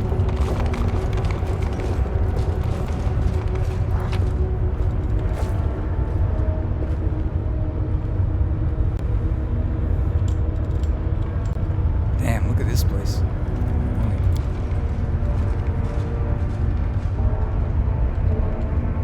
The stone is gouged and crumbled, and traces of glowing purple dust can be seen in several places. Oh, but how do I do that? Isn't it here?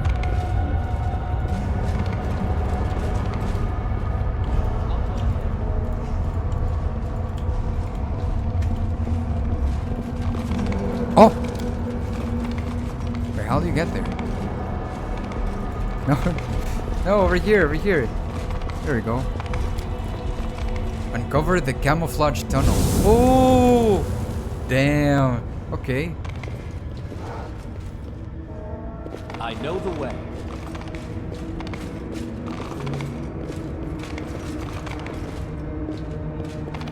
Right. Loot. Nice. Oh! There's crystal enemies. Endure Did this! not expect that. What the heck? Reap what you Begone, sow. fiend!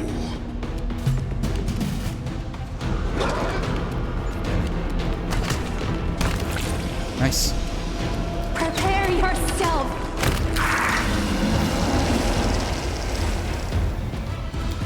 Damn. All right. Whoa. Okay. Follow my lead. Right.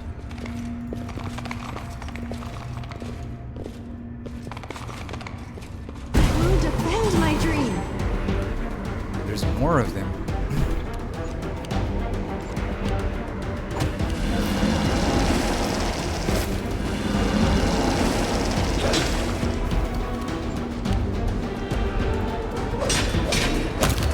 Man, Trevor is so strong.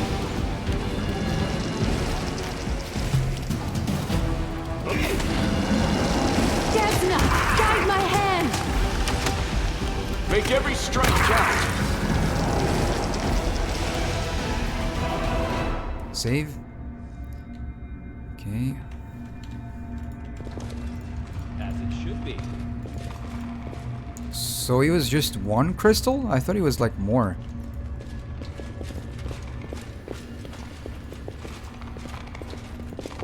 Okay.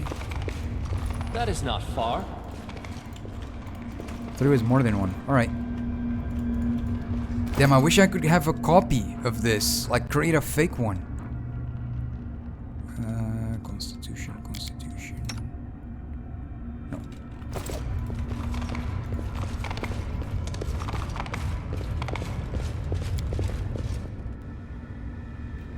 I'll go ahead.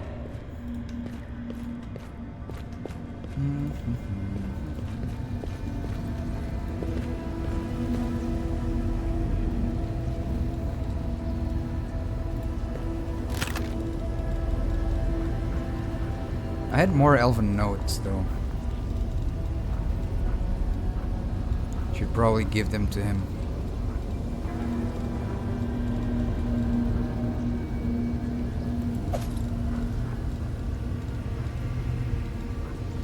I need to sell so much stuff here as well. Danger crystal. Nice. Alright. Give the crystal to the storyteller. Oh, before that, yeah. Since we're gonna go there now, let's give him the elven notes we've been collecting.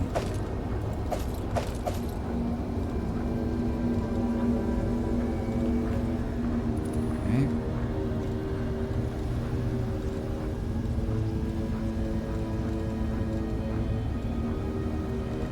I think it was just that. Let me put this stuff there as well, to be honest.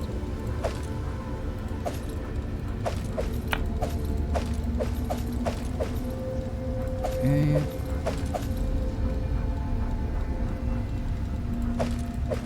And then sell that in the future.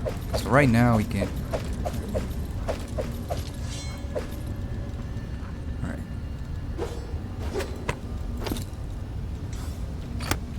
Companions. Oh, forgot to level this guy up.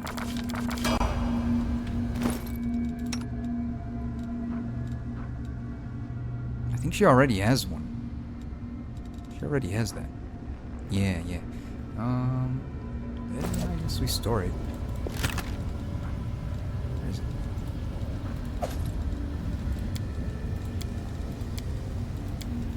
Okay.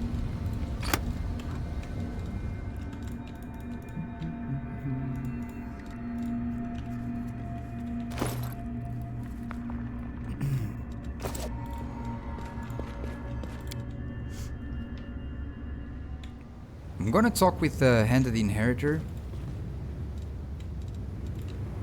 just to see if he has something new to say. If not, we just go.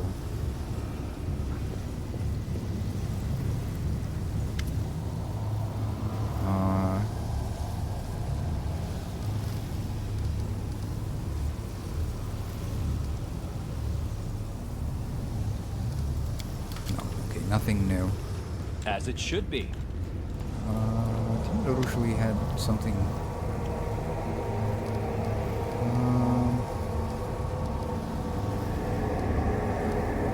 No, nothing new about her dream thing.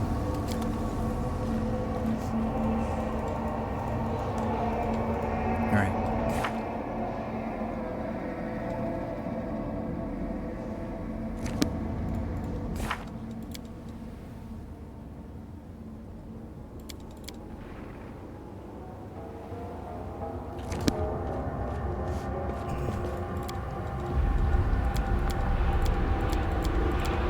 Oh.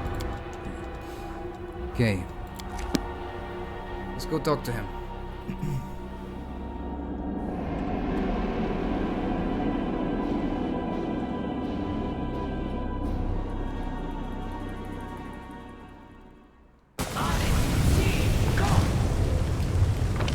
Um.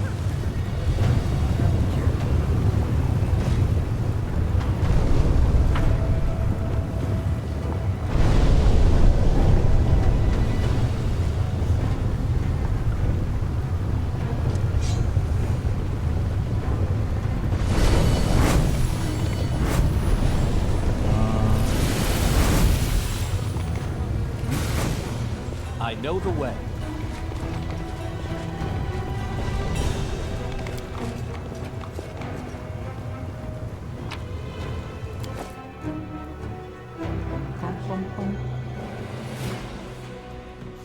Alright, storyteller. I have more stories for you. Oh, it's gone. Nice. That thing is gone.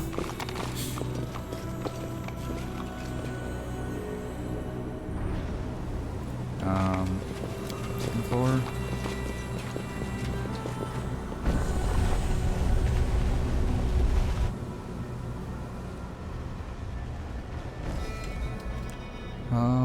Where is he? Where is he?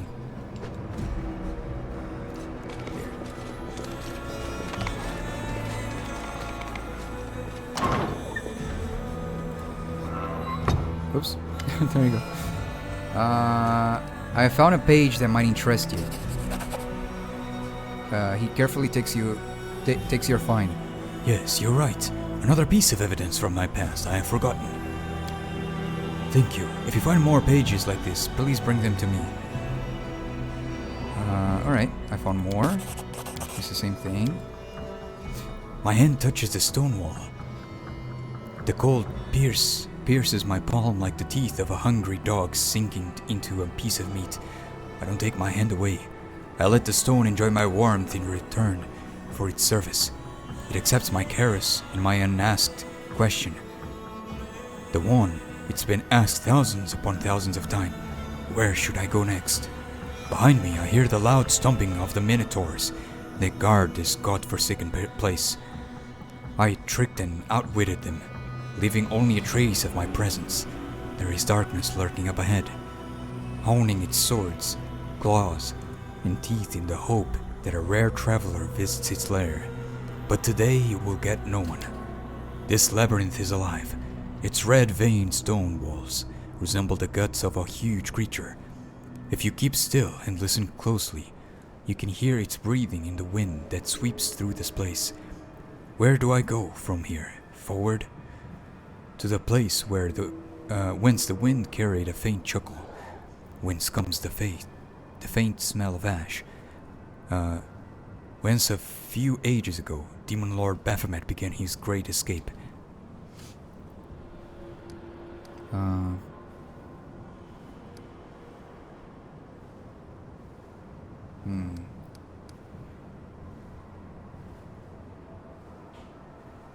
How were you able to evade all the dangers of the Ivory Labyrinth? He raises his chin proudly. If you've forgotten who you are speaking to, I am the last Archmage of Kyonin. I have been to many dangerous places, and this is just one of the many. It won't be the last. Baphomet, are you inside his labyrinth? Yes, I'm traveling through the Ivory Labyrinth. This is not the most pleasant of my journeys, but it is necessary to reach my goal. What do you need from the Ivory Labyrinth? An answer to a question, a key to a secret, knowledge that can save many lives. Sliver of a smile appears on his lips. My kinfolk were weaklings and cowards. They ran from danger, but one stood up to my enemy, and Baphomet will give me the weapon to win. For several years, I have thought about how to defeat Earthfall. My enemy has no flesh, and is impossible to kill. It blazes through everything in its path. It doesn't enslave, but destroys life itself. And I have found the answer. I know how to save my world. Oh, I think I spammed a bunch of... oh well. Baphomet, the cunning and insidious lord of Minotaurs, was once a captive in Asmodeus' prison. But only 10 years passed before Baphomet was able to escape, taking his own prison with him. Sorry about that. Which later became the Ivory Labyrinth. Such an achievement deserves respect, and it is the goal of my research. Moving matter between planes is what interests me now. I stop near strange symbols covering the walls of the labyrinth. I run my hand over them to ensure they are real, encrypted riddles drawn by Baphomet during his imprisonment. I take out the bark-covered notebook and painstakingly copy the symbols into it. Behind me, 2 Minotaurs are fighting, deceived by the net of spells I have wrapped around myself like a blanket.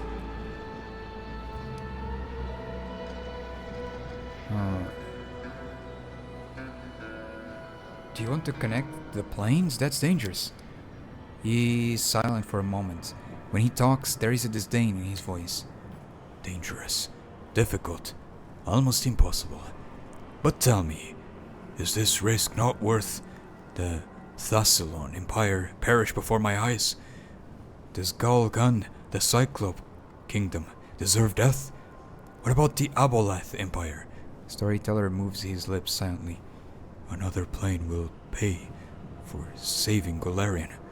There will be wars, and then a new world will come.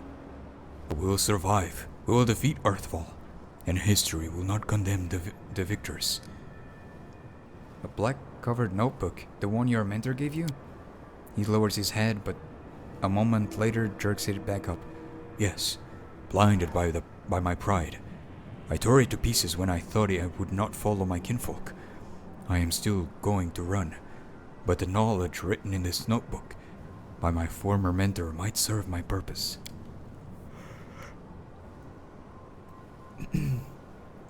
The elves managed to open a portal to Sovurion and keep it open until all our people escaped from Golarion. Their cowardice deserves disdain, but their knowledge is unquestionable. I returned to Kyonin and gathered the pieces of my torn notebook. Now it is my sword aimed to the heart of Earthfell. By combining the wisdom of elves and the cunning of Baphomet, I will save the world. What happened next? I copied the strange symbols into the notebook. I haven't the slightest idea what these scribbles mean. What was the future Demon Lord thinking when he wrote them? While he was imprisoned in the cell with no way out, was he still in his right mind? I will need help to understand these notes. Otherwise, decrypting them might take more time than Pharasma has given me. One of the Minotaurs behind me killed the other one, tore his heart out and devoured it. His blood-stained nose sniffs the air sharply. His bloodshot eyes shift from wall to wall. He senses a stranger,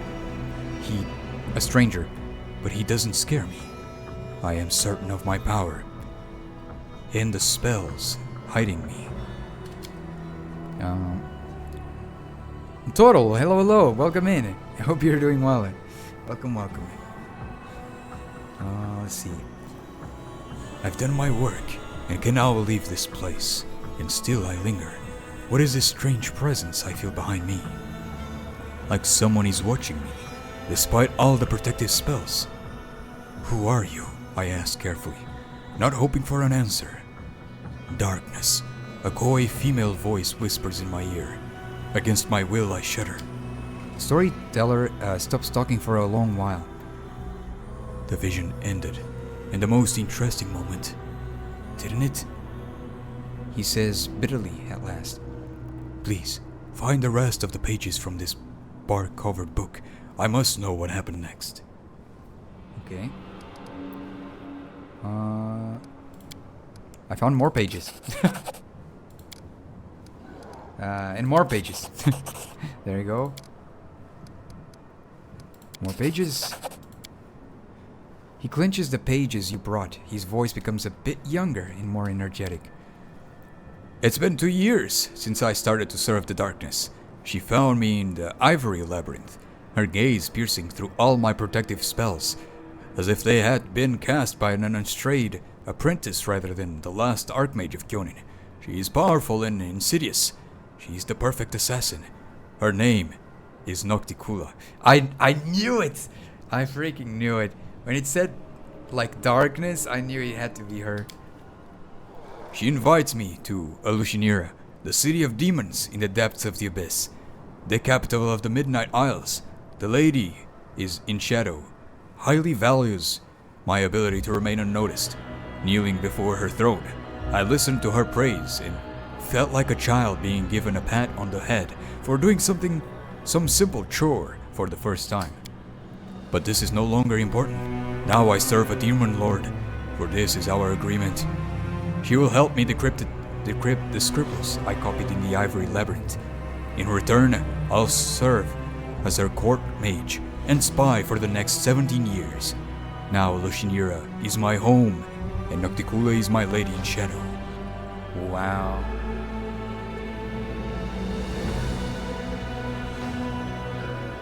You trusted a demon lord, huh? My lady in shadow has no reason to hide the truth from me. She does not care about my research. She offered me help out of curiosity. I am something of a bizarre pet to her, both funny and useful. Storyteller shakes his head. She offered me help, and I agreed. I must thank my lady for her generosity. 17 years of service for translating 17 phrases from Baphomet's labyrinth. A bargain. Tell me about your life in Alushinira. Of all the places in the abyss, Alushinira is the most civilized. My lady wants to make her capital the face of the abyss, a place travelers from other planes can visit without too much fear. I don't care. I am here only to complete my service, get the promised reward, and return to Golarion. However strange as it may be, Alushinira's demons treat me honorably.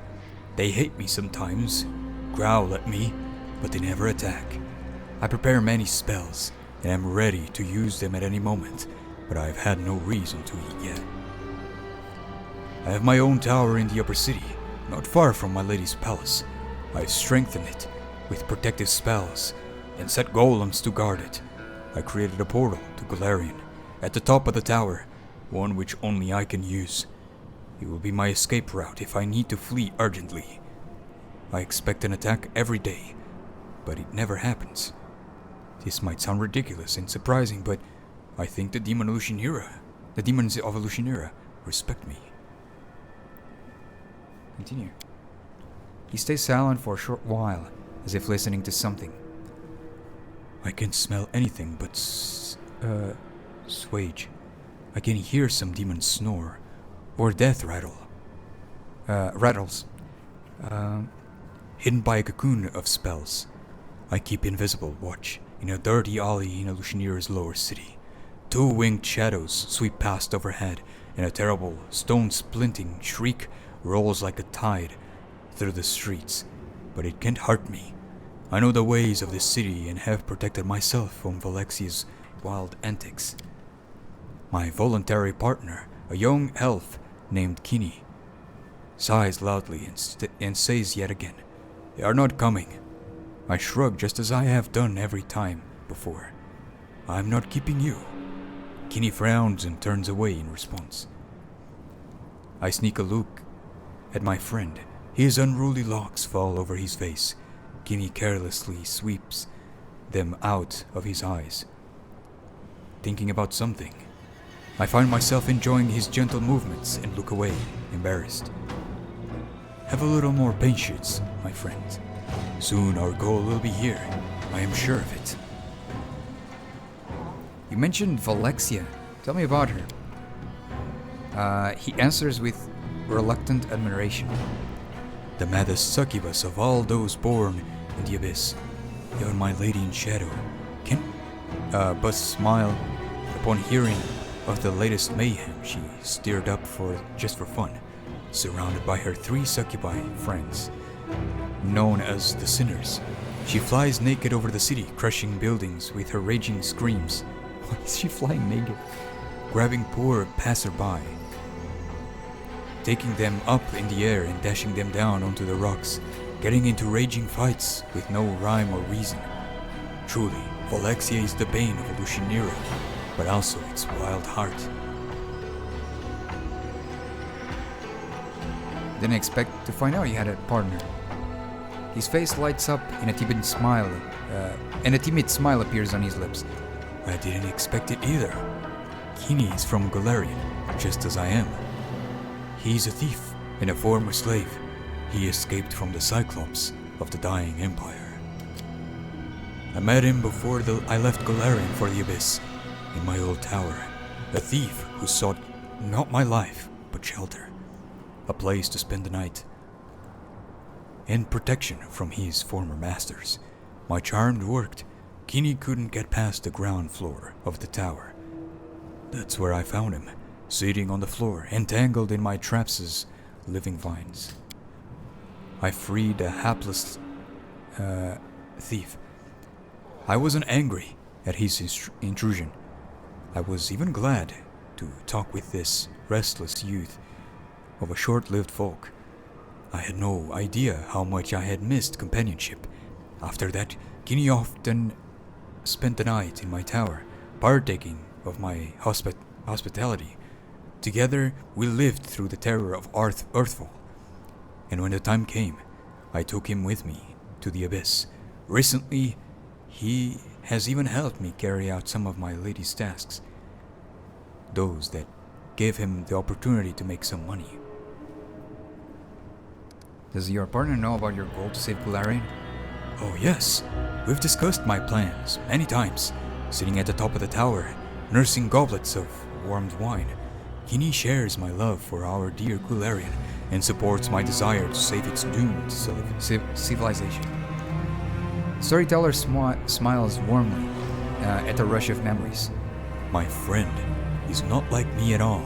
He's young, hot-tempered, and mischievous. He prefers to act first and deal with the consequences later. Perhaps this is why we get along so well. Opposites attract. Please continue. Finally, my patience is rewarded. I see a slouching demon in rags, so pathetic that even the demon guards of Lucianira would not lay a hand on him out of disgust. But my spell-enchanted vision can't be fooled. I see the incubus, Zyphorian, the ruler of Lucianira, who answers only to the lady in shadow herself. Passing a step away from me, Zyphorian stumbles and falls. For a second, I thought that Zyphorian was his partner, but it's not. Never mind. I don't think it is. Falls into a puddle of sewage, rousing disdainful chuckles from the few witnesses. But I won't be fooled by this game. Instead, I concentrate, becoming even more focused. My lord, I've discovered this crystal of unknown power on one of the Midnight Isles. Have a look. A hand holding a heart-sized crystal burning with purple flame emerges from under the rags. The incubus's hand is shaking, the skin on his palm slightly smoldering from touching the crystal. The demon's reflection in the puddle of sewage ripples and changes. I don't hear Zephorian talking to his mysterious lord. The incubus hides the purple crystal back under the rags. As you wish, my lord. No, Nocticula knows nothing about these crystals. I'm sure. Of course, Lord Sokoth Benoth. I wince. I have no desire to stand in the way of a demon lord. I turn around.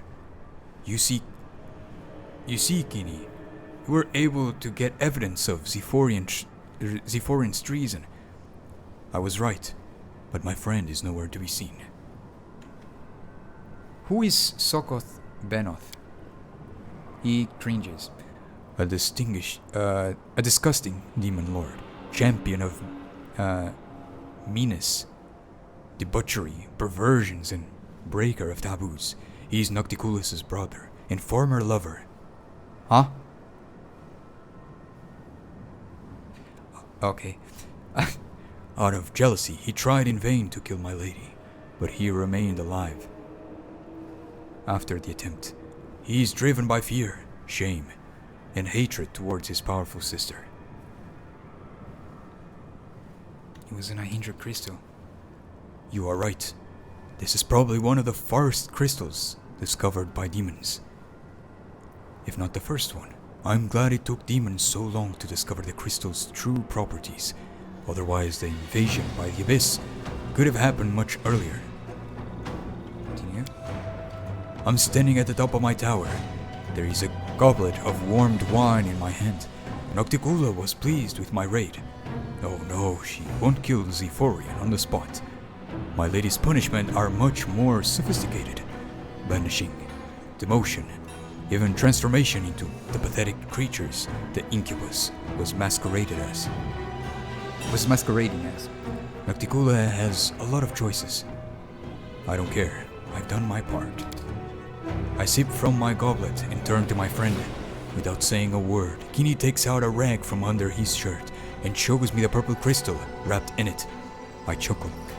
That's where my friend went at the end of the raid. Well, we are going to keep the crystal. I will study its properties in detail and find out if it will help us achieve our goals. Nocticula doesn't have to know that I have the crystal now.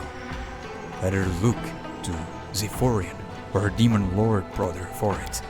I drink from the goblet again and look down. A Lushinira lies at the bottom of the tower, like a faithful dog at the feet of its master. I earned respect here. Even the lady in shadow heeds my word. I feel a treacherous smile appears on my lips. Of course, when 17 years have passed, I'll return to Golarion, but for now, I like my life here. Storyteller is quiet for a while, thinking about what he saw, then runs his hands over his face, tired. And I'm gonna drink water. This is a lot to read. Holy.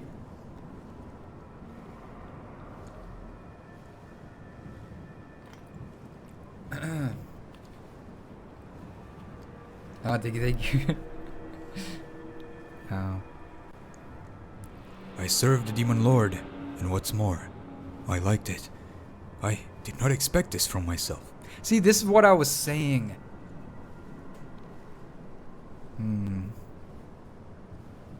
We'll see how this unfolds.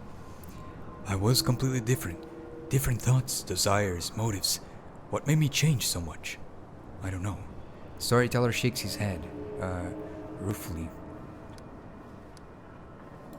Okay. Well, I found more pages, and more pages. He clenches the pages you brought. His voice becomes a bit younger and more energetic. My feet are covered by a crawling carpet of locusts. A few insects go under my clothes, under my shirt, down my back, in my pants. They are crawling all over me, tickling my skin with their little legs. They will not attack until they recognize me as a stranger. Protective spells are guarding me, allowing me to deceive.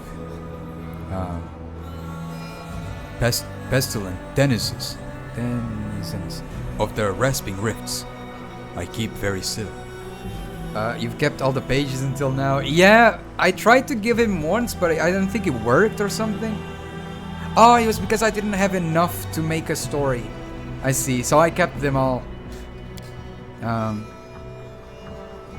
am but an observer, an uninvited guest, who prefers to remain unnoticed. I don't hold my breath when Demon Lord Discari swings his scythe over Isiagna. I feel nothing when Isiagna deftly avoids the blow and tries to strike Discari in return. I am here by the order of Lady Nocticula. I must observe the fight and then return to Lushinira. The affairs of demon lords do not concern me. Who is this Isiagna? She is a rising demon, servant of Lamashtu. She simultaneously inhabits 7 mighty ant-like bodies. What the? Okay. Isiagna and Discari are always sniping at each other, but they dare not enter into open war, fearing Lamashtu's wrath. The current fight is just a small quarrel, 1 in a million. Isiagna came to the Rasping Rifts with only 3 of her 7 bodies. I'm sure it'll be easy for Discari to destroy the intruder. Where's your friend Kini now? His lips part in a smile. Here, with me, of course. The stubborn lad refuses to stay in Lushinira and volunteered to accompany me to the Rasping Rifts. He said he wouldn't miss such an exciting adventure for the world. His youthful zeal and desire to live life to the fullest seem to make me younger too. And why did Nocticulus send you to follow Discari? He shrugs absently. I don't know, and I don't want to know. My service to the Lady in Shadow is almost over. It's the 17th year of my life in the Abyss, and I'm already counting days to the end of my term. Okay. Rift Carver, Discari's scythe, swings up again.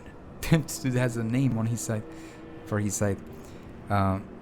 With a whistle through the air, it lodges in the ant-like head of one of Isiagna's body. Greenish slime splatters. The poisonous drops falling on my face. I keep very still. With the last convulsive movement, the ant-like body winces, tearing the scythe from Discari's hands, and jumping back, only to drop on its side and lie still. This loss will hardly worry Isiagna. To kill her, one must destroy her heart, which is hidden deeper under Yanaron, a city in Lamashtu's realm. Disarmed, Discari turns to Isiagna's second body that is attacking him. Hey Desmond, how's it going? I hope you're doing well. Welcome in. I played a little bit of 4 hours in Elden Ring DLC. Oh, nice. I hope you're enjoying it though. I hope you're enjoying it. Nice. Let's see. I slowly turn to Kini, who is sitting next to me. My young friend is usually easily impressed by such mighty opponents fighting. But the seat next to me is empty. Kini is gone. Storyteller shivers and starts speaking faster. Forgetting about the dancer? No, the danger! I hate when my head sees another word that is not the one. I hate when this happens. Forgetting about the danger, I look around for my friend. The swarm of locusts at my feet buzzes, displeased, but the need for secrecy no longer seems so important. Where is Kini? After a moment I see him, and a treacherous shiver runs down my spine. My friend is standing over Isiagna's fallen body and reaches for Discari's scythe sticking out of it. What's so special about his scythe? Rift Carver has power over the material of the plains. Discari made his scythe with his own hands from his mother's skeleton. Jeez. It can cut rifts in the plains themselves. The Demon Lord used it to make the Rasping Rift, his own abyssal realm in the plane of the abyss. Okay. Kini, stop! Don't touch it! I scream. Throwing caution to the winds, my friend turns to me, his face baffled. I understand him to an extent. The scythe, able to rip passages between planes, will certainly help us save Golarion, but trying to steal it rash and stupid. Oh, trying to steal it is rash and stupid, my bad. We have nothing to defend ourselves against the Demon Lord's rage. Stop, my friend, before it's too late. Out of the corner of my eye, I see Discari lift another Isiagnus' body and tear it to pieces with his bare hands. But I don't hear his howl of victory. The Demon Lord throws away the steel body of his enemy and turns to us. The swarm of insects is biting my feet. Locusts cover my eyes, hitting me in the face, trying to get inside my nose, mouth, and ears. Nevertheless, I get to it first. I grab the giant sheath and swing it awkwardly in the air. Rift Carver is so heavy, my hands instantly cramp. I have no idea how I managed to lift it at all. I drop the scythe onto the ground, but the damage has been done. Right in front of me, there is a small rift, a wound in space. The smell of Elutionira's sewage comes out of it, a wonderful smell that brings me hope for salvation. I grab Kinesis' sleeve and dive into the rift, only a moment before the Scar's claws cut the air where we just stood. The storyteller catches his breath and wipes the sweat from his forehead. I angered a demon lord, and my life was hanging by a thread. I'd never have thought that something like that could happen in my life. He shakes his head distrustfully. How many dark sides of a past will I have to find? I'm starting to fear what I might see in the next pages of my notebook. Damn. Okay, so we gave all of them.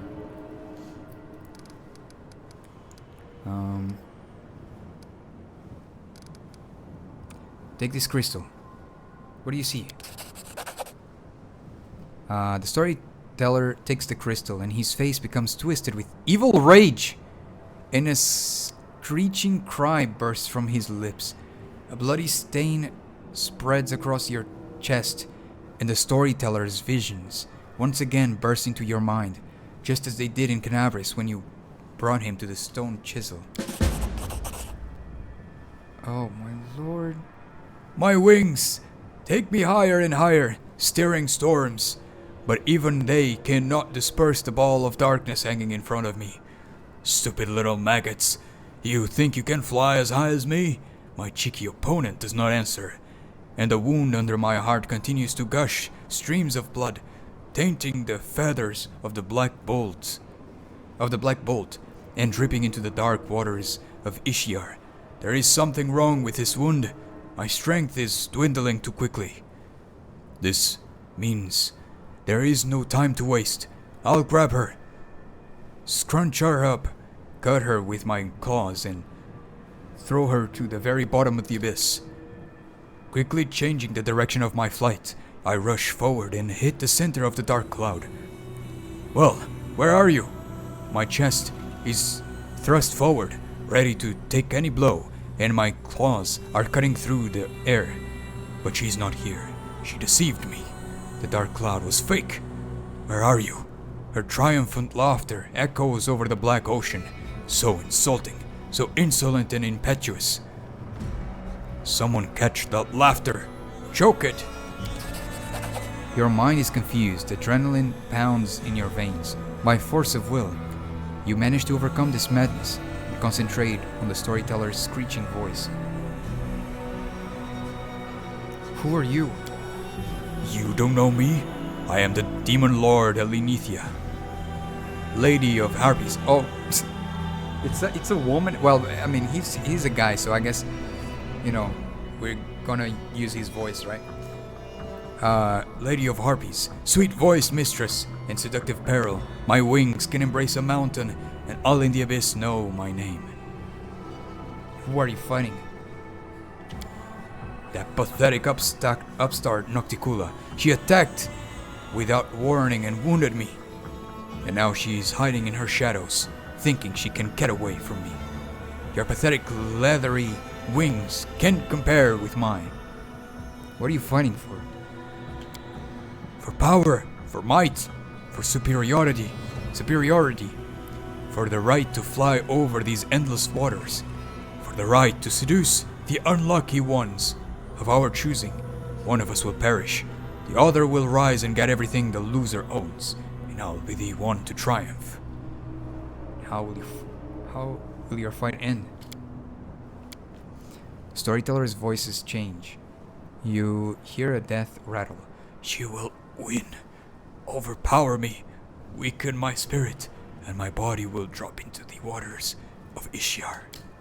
The elf's voice becomes lower and lower, becoming denser and stronger, like a stone that has decided to walk. I don't know what that means in a voice tone, but I'm just gonna continue reading with his voice. From now on, I am blood. I sadden and thicken. I grow firmer, stronger. I crystallize. I gain edges. Power lies dormant in me, and I lie dormant in the dark. A dark, heavy stone slabs. A dark, heavy stone slab seems to fall on your back, but this is not enough to break you. Stubbornly straightening your neck, you continue to listen to the storyteller's monotonous voice.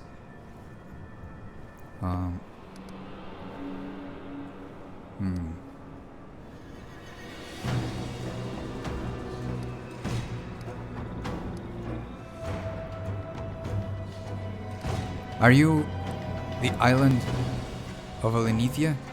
The one Alushinira is built on? Yes, my body became stone. My flesh turned to firmament, and the power hidden in it made it expand and swell. I am the island and everything hidden within it. I thought the souls of demon lords went to the rift of repose after death. Yes, but not me. The one I used to be. She was supposed to go to the secret place, but someone stopped her, locked her in this body. She didn't want those who fell at her hand to return. She found a way to lock their power in their remains, and the power is still there. You will take me out. Your hands will take me out of the cavern. Storyteller's voice calms. This is where the road to the past, the one open to me, ends. It leads to this very moment, but I see something. The future, a possible future. Droplets of spittle fly from the old elf's mouth. His speech becomes furious and garbled, his voice trembling with tension. Ah, it hurts! The crystal is so huge. She is implanting it, sewing it into living flesh, my flesh, and it oozes power, soaking my flesh and blood, flowing in my veins. I am rage. I am agony. I am violence made flesh. Overcoming the scarlet rage seizing your mind, you get through the stream of insults and mangled words flying from the storyteller's lips. Who is implanting the crystal into you? Mutasafen, that cunning one with snake eyes, one of the fosterlings of the upstart Arielu. My mistress Epsamira ordered him to do it. She has many such crystals. I am not the first or last to have done to them. Mutasafen is a weak and mortal spawn, but even he improves with practice. You see, I am alive, unlike the pathetic unfortunates who went first. Who are you and who do you serve? I am a humble demon whose whole name doesn't matter. From now on, everyone will call me the Horned Horror. Lady Epsamira will lead me into battle, where I will crush her enemies. No, I will destroy them with my horrifying grunting that will rip their pathetic flesh from their meager carcasses.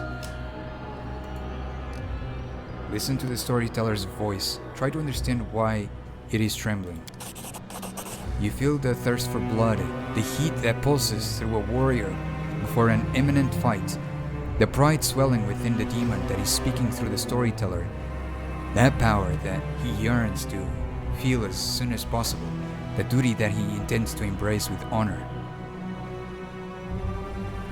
What fight awaits you? We are going to fight Nocticula. That winged upstart has been troubling our Lord Baphomet for too long. Time to remove her from the board.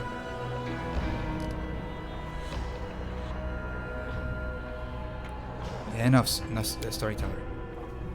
Storyteller's visions fades, and with it, a terrible heat in your chest. The old elf comes back from his dream with a helpless sigh. What a horrible vision. I am completely exhausted. I never expected to touch the memories of a fallen demon lord who had never found peace in the rift of Repost.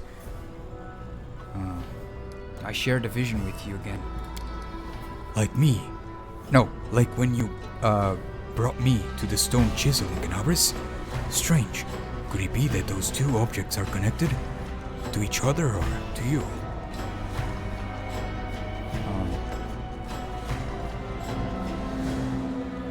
how can this stone grant power?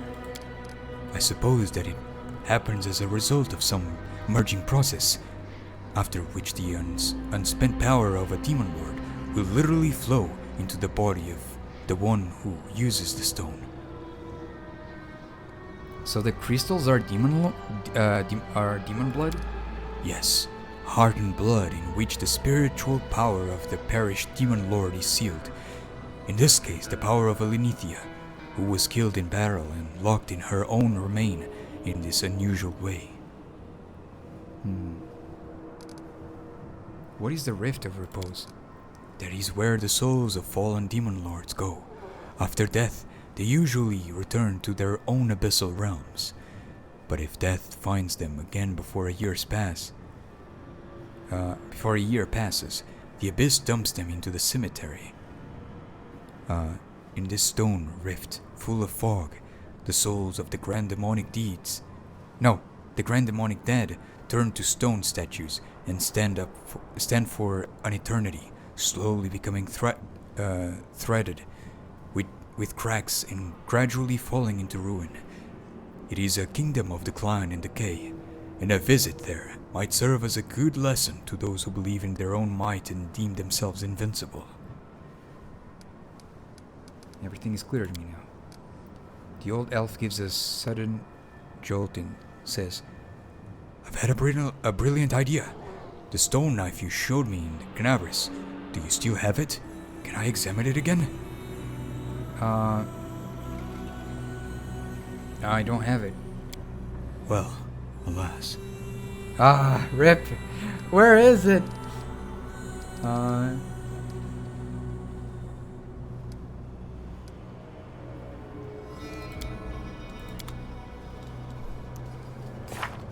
Is it on my treasure chest? I wonder. A knife in Canabris? I don't remember.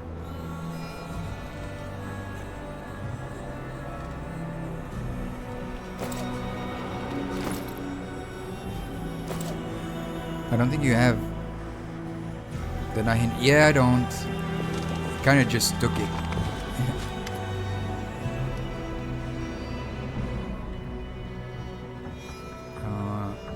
Check the caverns again.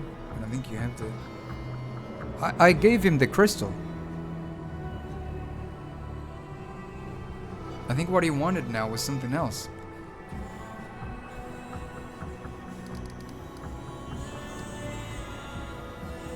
Yeah, he wants the dagger or blade or something from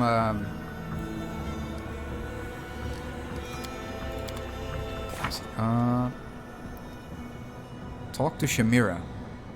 The truth about the origins of the Nahindra crystals have been ascertained. All that remains is to go to Shamira and share this recently acquired knowledge. Or perhaps not. Everyone knows that the demon instinct is to rebel at the cost. Sometimes conspicuous disobedience can lead to greater respect than diligent service. But he said, like, I have an idea. Do you still have this thing we found in Canabris? And I'm like, I don't have it. Like, it's a blade or something, or a dagger or a sword, I don't know. So Maybe it might be in the cavern, yeah. I don't know if it's in the treasure chest. I can go there and see. Here.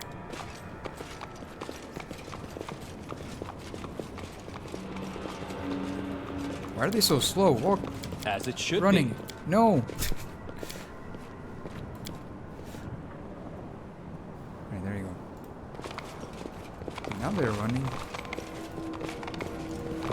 Yeah, he's here.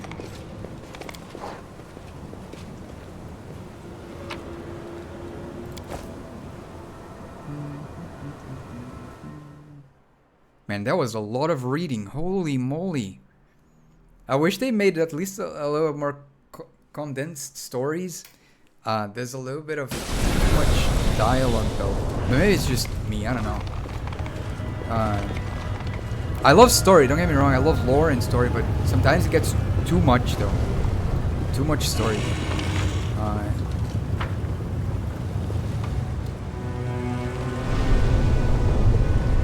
I think they could explain everything without this much time, I think.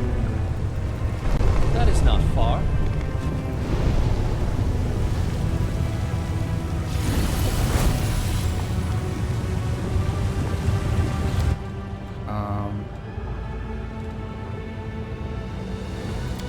Let's go to the Nexus, see if we have that blade. I don't know what he's talking about. I don't even remember any blade in Canabras. Maybe I probably completely forgot about it.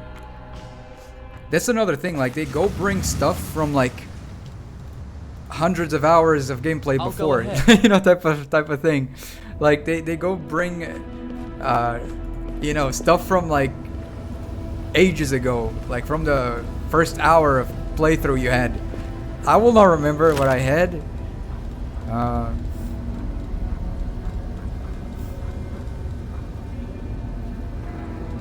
I don't know, man. What does he want?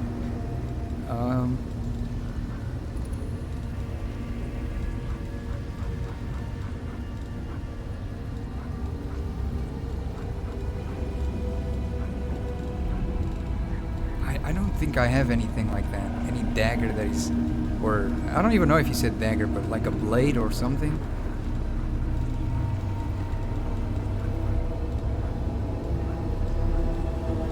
Well,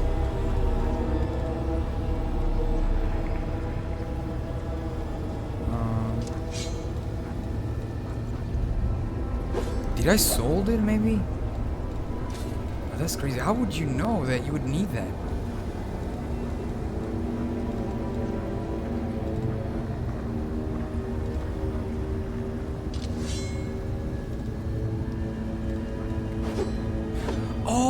Wait, was he talking about the one blade from the eons, or aeons or whatever, like path? Yeah, I mean, I did lost it, right? Cause then yeah, I don't have that. Yeah, that's. I know the way. Damn, I would not remember that. If I didn't look at that, I only remember that you've used that one. Yeah. Follow my. I remembered it only because I saw a dagger that was there that looked kind of similar. That reminded me of it. I need to talk with Hand of the Inheritor. So what the heck should I do with this? I don't want to, like. I mean, I guess I can lie to Shamira, that is not right? Far.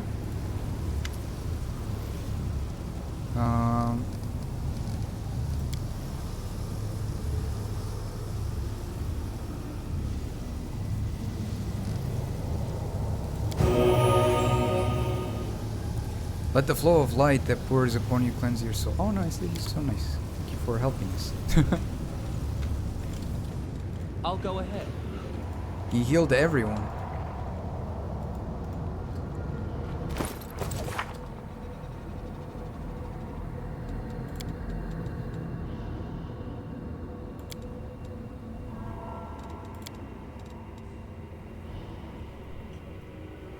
And how do I arrange a meeting with she just has to come with me, right?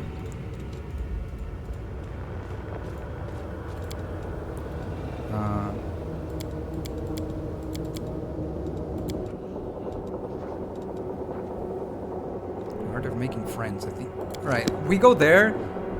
I hope that there's a way to lie to her because I don't want to, you know, make deals with demons and stuff like that. Good luck, thank you.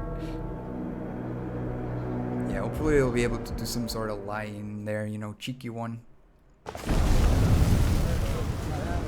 I don't want to mess with Follow my them lead. demons. Save.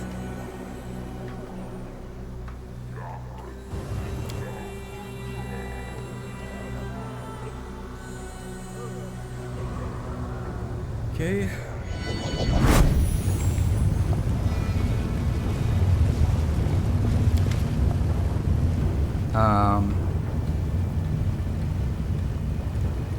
After she notices you, Shamira gives you a displeased frown and irritably asks, "You again?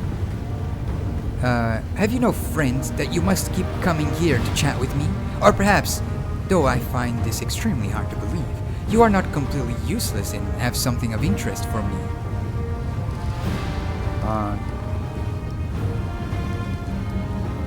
I mean, this one is basically saying the truth, so it's no, I've completed my task. She ignores you, looking somewhere else, but in your mind, you hear her angry hiss. "So speak, if you have, but use your mind instead of your flapping lips. Your mind." I know that you have done much to win Shamira's favor, but my heart tells me that helping her will lead to evil. Forget everything I've told you. We'll find another way to complete our mission. It is wrong to fight evil by increasing the power of another evil. Reject the promise of the ardent ring, and we'll leave this place before we betray ourselves and our ideals.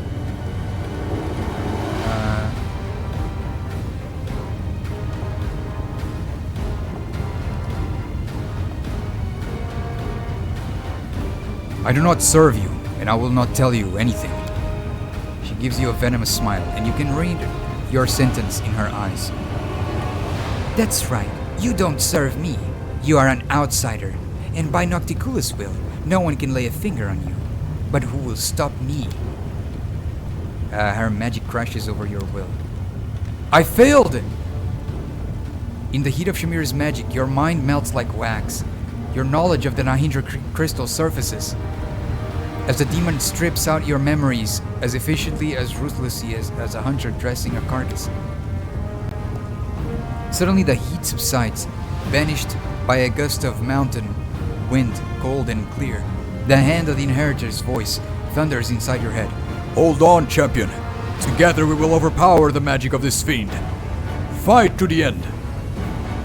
"You can't break me." Cursing, Shamira brings more force to bear against you. A vein pulses on her temple. I failed again? Dude, she's what is it called, let me drink a little more water. This is insane.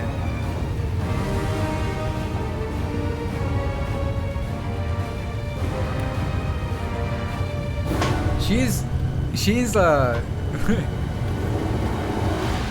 my gosh, I forgot his name. What the heck? Oh my gosh, I forgot his name. What the heck? She's like Kylo Ren, you know? She's like Kylo Ren. You're just putting your, his hand, her hand on, on my head and like seeing what I'm hiding, in my mind. It's like Kylo Ren's power from Star Wars. Just sees what you know against your will.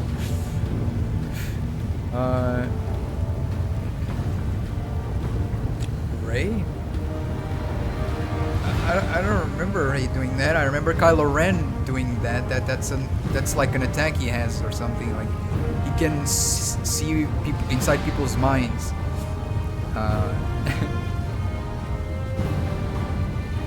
Let's see. In the heat of Shamira's magic, your mind melts like wax. Your knowledge of 900 crystals surfaces. The demon strips out your memories as efficiently and ruthless as the hunter dressing a carcass. Again, it's repeating the same thing. Ah!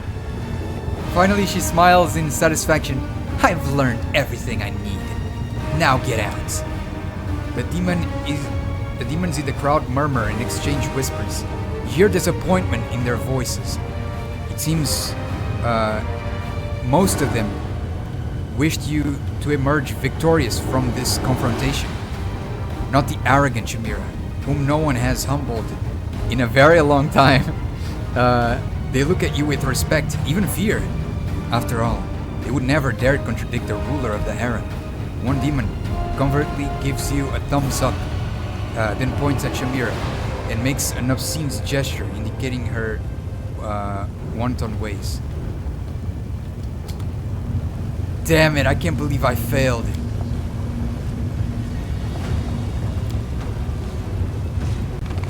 Ah.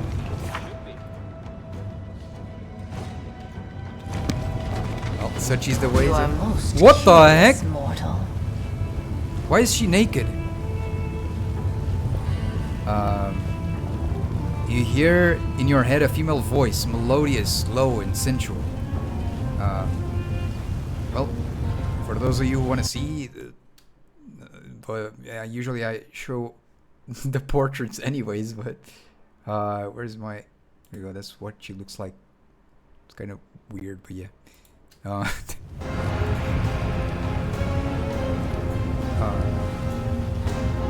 Well, I'm gonna ask who are you, because even though it's saying here, I would, if it was me, I would not recognize the voice of who it is. Who are you? I am the one whose attention you have been seeking for so long. I am Nocticula, ruler of the Midnight Oh, Nocticula, Isles. not Nocticula. Okay.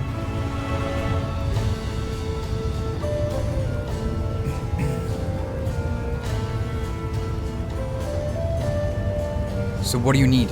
I would like to meet you in person, my remarkable and daring Golarion guest.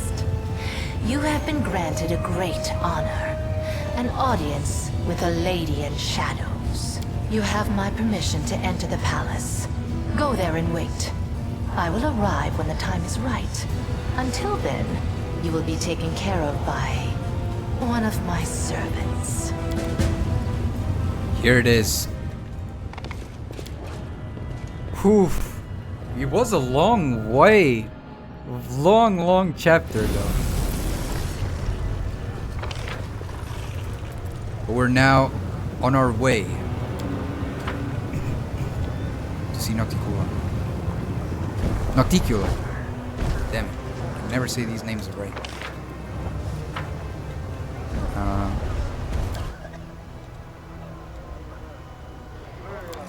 think it's here. It's not ending yet. Oh no, but as in like to like get to hear her and see who she is and all that stuff. It took us a while to get here. To get her to notice us.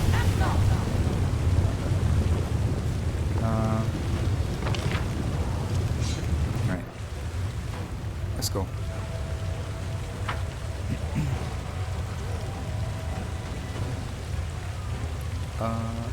And with this, guys, I'm gonna take a small little break, and then we're gonna continue here, okay? Just give me a moment. Let me just put the characters here. So if you guys need to go, to the bathroom or take some air or, walk a little bit, go ahead. And then a House of Silken Shadows. That's the name. Okay. All right, and then we continue. All right, be right back, guys. Be right back.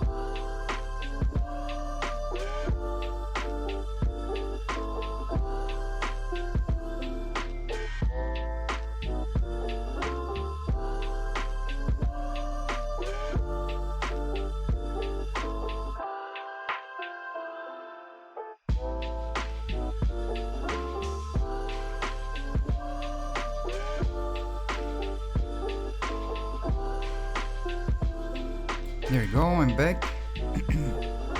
Alright.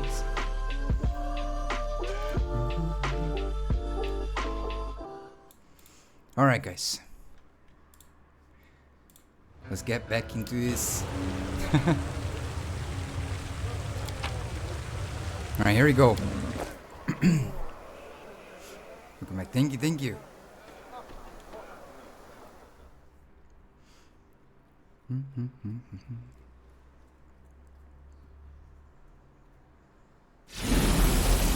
Whoa, what a crazy place. What the heck is this?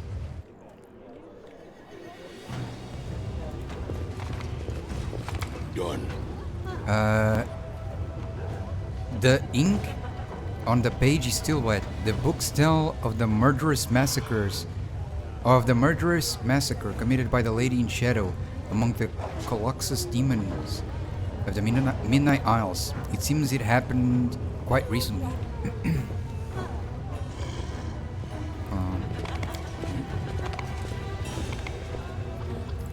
The tall shelves are stuffed with countless books and scrolls praising the Lady in Shadow's many deeds. Some tomes are old and threadbare. Others are new and in mint condition.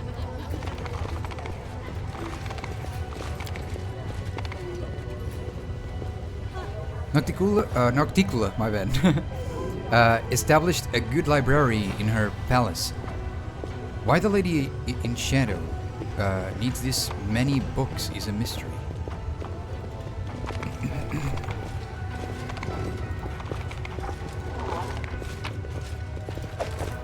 Taking that, I'm taking this.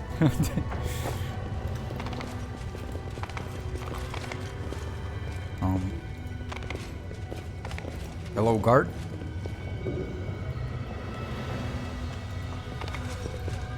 Am I able to go here?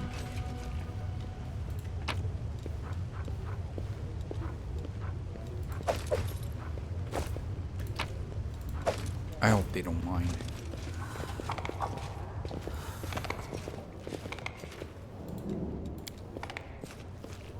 Oh, this is the door. My bad. I sense something.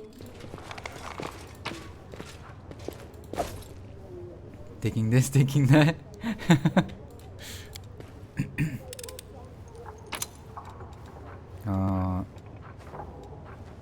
Oh, that's expensive. Okay. I finished here. Is there more? Alright. Save. That is not far.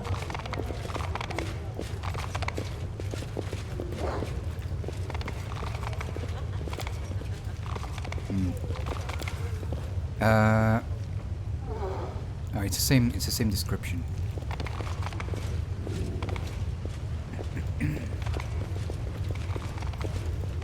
Look at this flooring. I'll go ahead.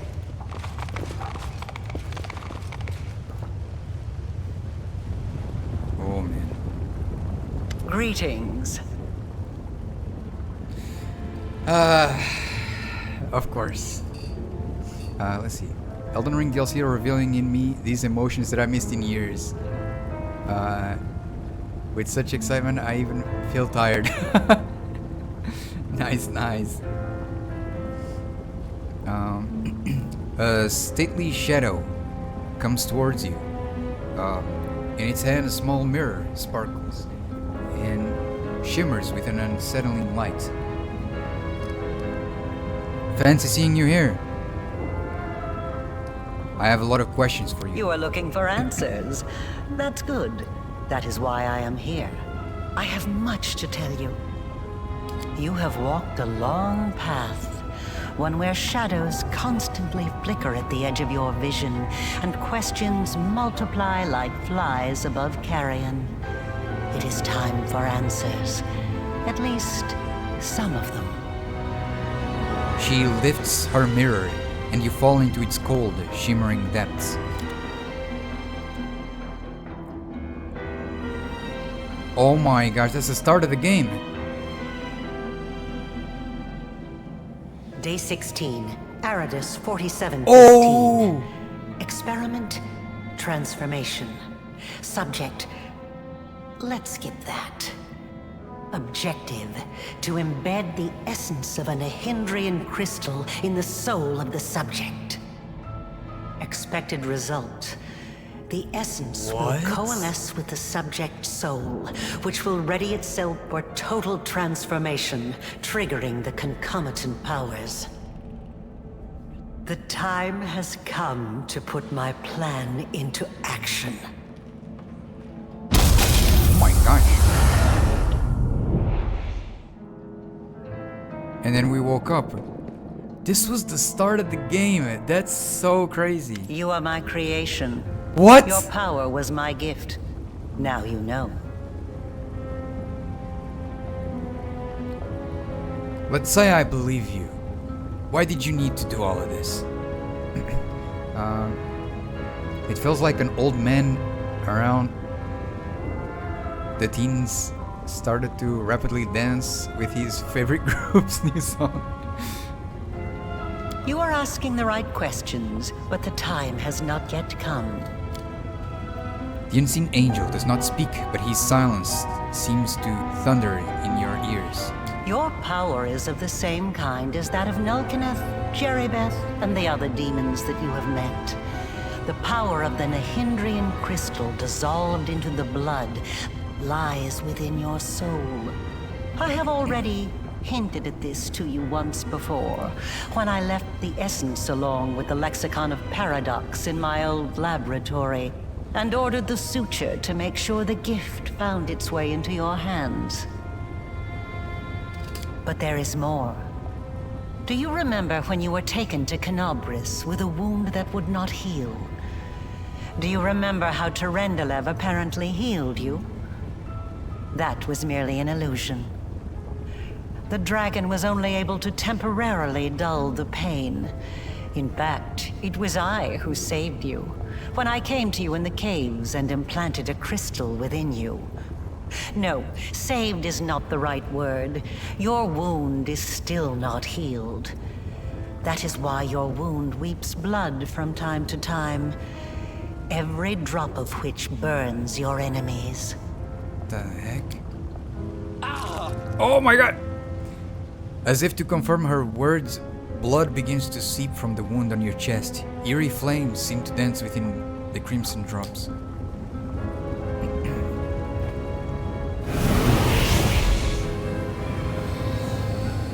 This is pure essence of Nahindrian crystal. My invention is far superior to the crystals used by Xanther, which were barely refined at all.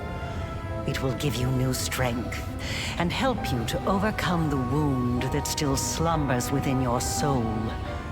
Take it.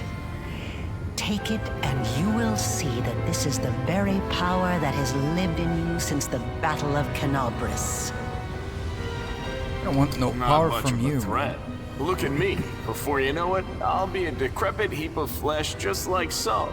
But I still managed to keep living somehow.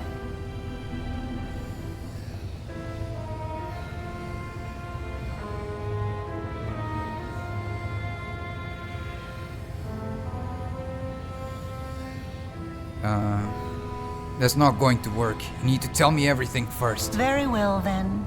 Ask your questions and I will answer. Okay.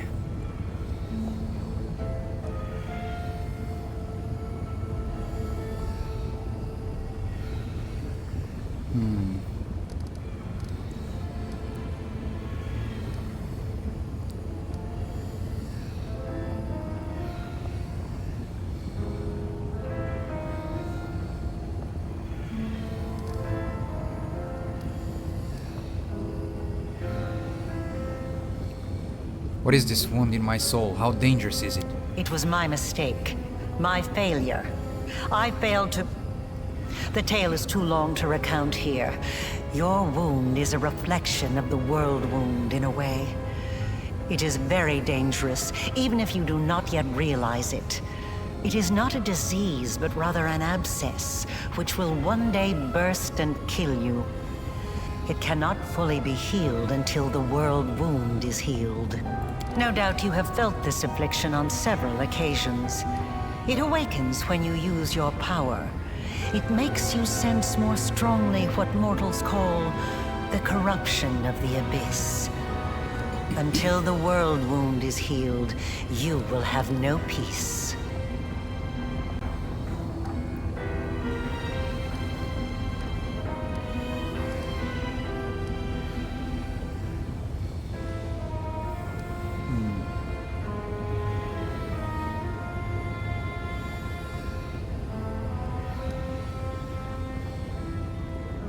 It's strange to see you here in Nocticulus Palace.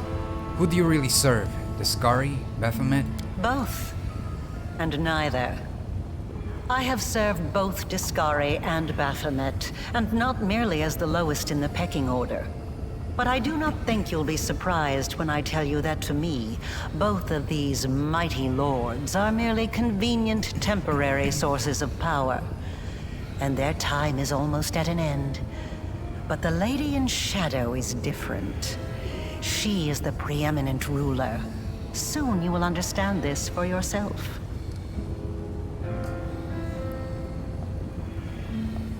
Tell me about the Nahindra crystals. Start from the beginning. Nahindrian crystals are formed from the solidified blood of demon lords. Their properties are not well known, even among the inhabitants of the Abyss.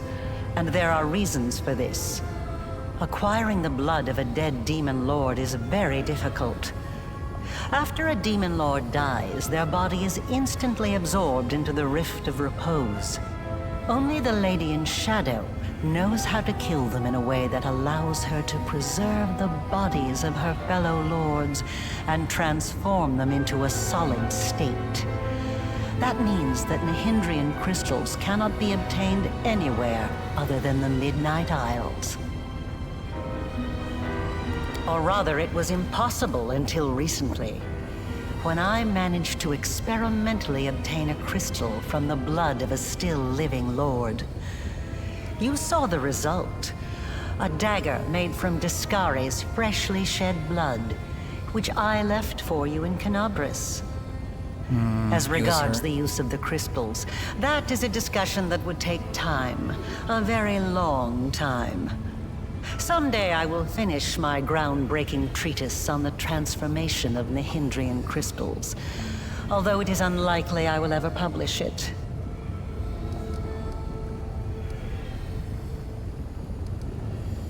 My power seems different from that of Jerebeth, Nilkinath, and the other demons. Yes, because I taught Xanther and the other servants of Baphomet and Discari the earliest version of this transformation ritual. I spent decades perfecting it until I obtained the power that I gave to you. Power in its most purified form, cleansed of the filth and chaos inherent within the original blood of the demon lords. Your power is as pure as thrice distilled water, but it resonates with other powerful sources of supernatural power, such as the Sword of Valor. And your power can change. You must have realized this already. You have shaped my gift into a form that you yourself have chosen.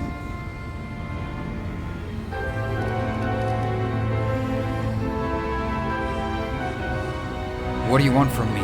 Are you sure you are ready to hear the answer to that? To understand my intentions, you must understand everything else first. So think. Are there any other gaps in your knowledge? You followed me. Like a witch in a fairy tale, I watched over you from birth. From What before the- that, even. And I kept detailed notes. You were chosen and prepared for a special destiny. Aside from this, I helped you, even when you were unaware of my presence. I saved you and your unfortunate companions when you fell into the crevice in Canabris. In the Grey Garrison, it was I who distracted Minago to allow you to approach the Wardstone. And in Dresden, I appeared under the guise of Yaniel to guide you toward the Sword of Valor. And I also left you a present in my old laboratory, and told the suture to see that you received it. I knew that sooner or later you would find your way there. That place exerts a powerful pull.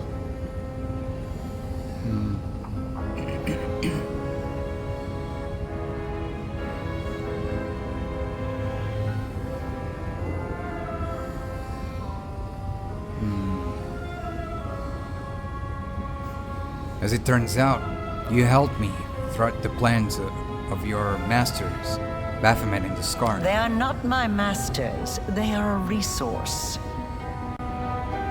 Why was that holy ploy with a lab necessary? You were ready to sacrifice your servant, the Suture, for it. You always have to sacrifice something. I wanted you to go to the laboratory to see with your own eyes what I had been doing and what I am capable of, so it would be easier for you to accept the truth. The laboratory is the place where I prepared your ascent. And the Suture was the only one who I could trust to execute my plan and explain everything. After all, he too once experienced rebirth at my hands. And that is why I was willing to risk his life.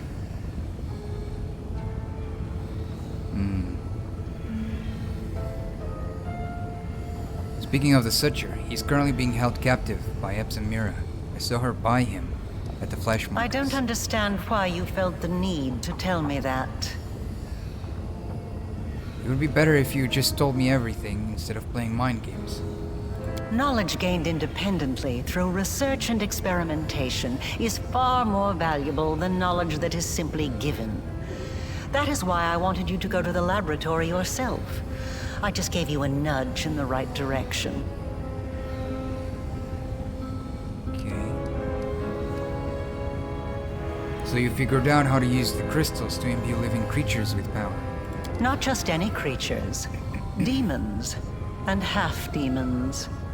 The soul must have a stable connection with the Abyss in order for it to receive the power of the crystal. Experiments involving tieflings and mongrels failed because the voice of the Abyss was not strong enough within them. But I'm not a demon. I wasn't a demon either when I started. But there are always ways to circumvent, or even to override the laws of the universe. I changed myself by knitting my soul together with the essence of the Abyss. And I changed you. Do you remember the fits of rage that began shortly after Dascari's attack on Canabras? This is how the second half of your soul manifested itself. Not yet fully aware. Not yet awakened. It's a pity you did not choose to let your demonic nature take hold. The result would have been most impressive. All those arrogant crusaders, those knights with their eyes ablaze, those pious priests. They have installed at the head of their magnificent army a scion of the Abyss, the creation of the architect of the Worldwound, whom they so revile. You are seeking answers, trying to understand the crux of the matter. That is good. Not just any creatures. Demons and half-demons. I want to do it. The soul must have a stable connection with the Abyss. You about anything else. Patience. Before we continue, I want you to receive your power. I won't eat out of your hand, Arilu, even if it makes me weaker.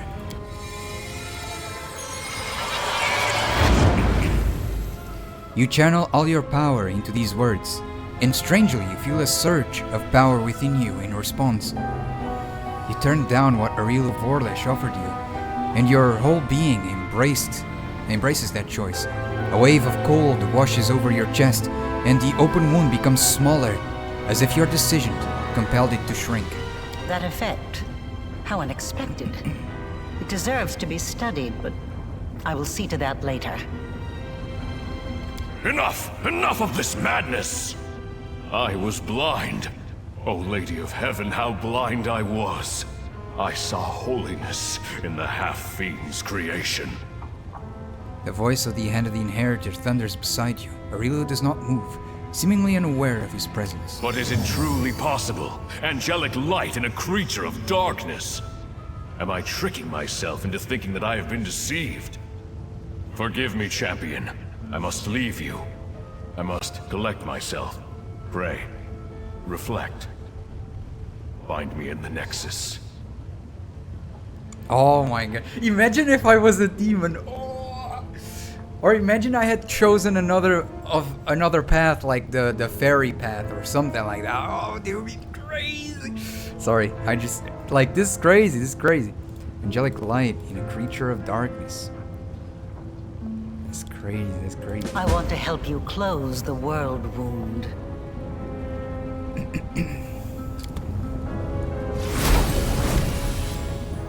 Oh yeah, the naked lady. Aurelio's words are cut off by a quiet laugh.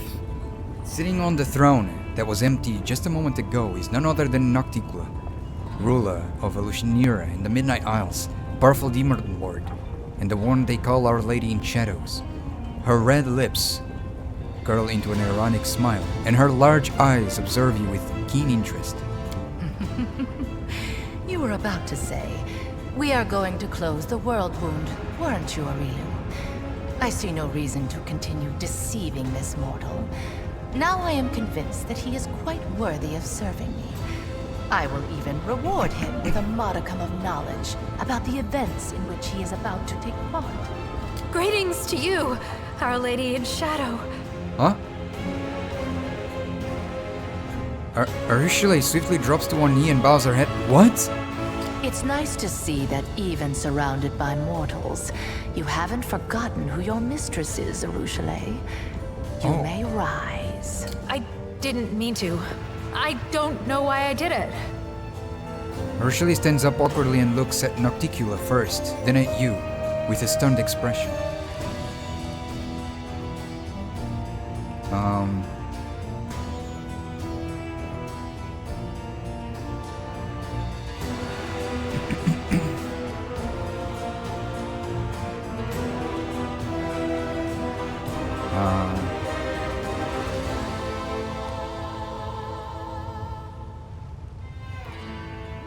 You've been sitting on the throne and listening to us this whole time? Naturally. I am in the habit of observing my servants and guests while remaining unseen. Their private thoughts fly most eagerly from their lips when they believe themselves to be unwatched. And secrets exchanged in whispers are often invaluable. I have too many questions and I demand answers. You are a guest here, mortal. A guest of the Lady in Shadow, the vanquisher of many a demon lord. I am the only one here who is entitled to demand answers. You may ask your questions when I allow you to do so. For now, remember your manners and greet me properly. A word of warning. Don't play games with me. I'm not afraid to fight you. Do I truly frighten you so, mortal? That you must reach for your weapon? Don't be afraid. I won't hurt you. I have had my eye on you for a very long time. You see, it was at my behest that Lady Vorlesh imbued you with such incredible powers. But I was curious to see your worth as an individual, not as Lady Vorlesh's creation.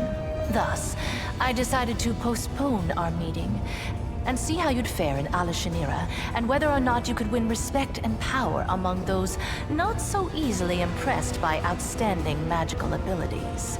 Well, you've passed my test adequately by proving that your character and your will are stronger than the Nehindrian powers Lady Vorlesh has vested in you. You are wise, my lady. However, only those who have never known or forgotten what it is like to be mortal can so easily dismiss the importance of power. To be someone whose life is so fragile and can be cut short at any I hate moment, this. like a candle snuffed out by a gust of wind.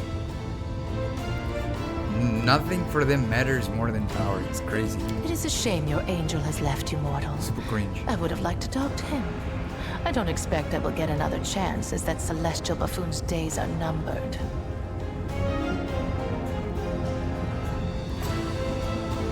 I'm not gonna say anything. He's an interesting little bird, that angel.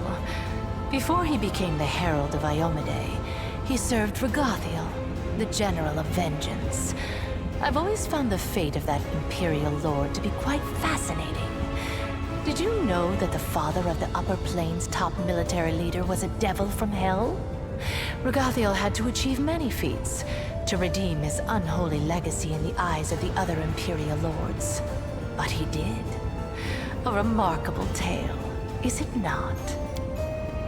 Your conversation is interrupted by a concerned-looking succubus who silently approaches Nocticula.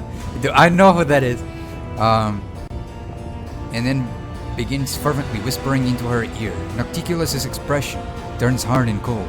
As Nocticula ponders the new development, the messenger makes eyes at you playfully.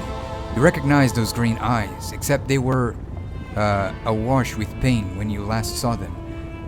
Their owner bleeding out in the caverns of the Nexus. The succubus smiles slyly and gives you a wink. Another island, another loss. Enough! I warned them that I would not stand for the desolation of my realm.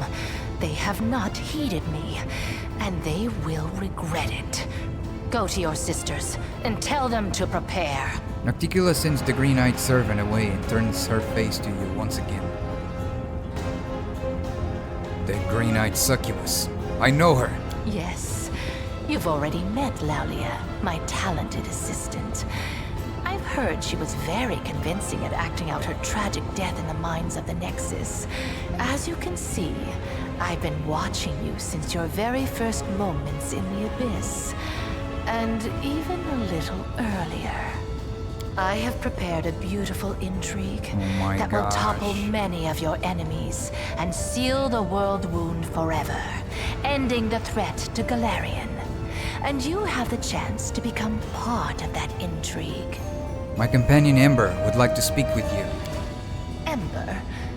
So that's her then? Well, approach. I have heard you bleating your pathetic prayers at me.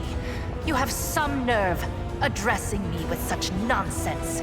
Did you think I would simply repent? Renounce my status as a demon lord?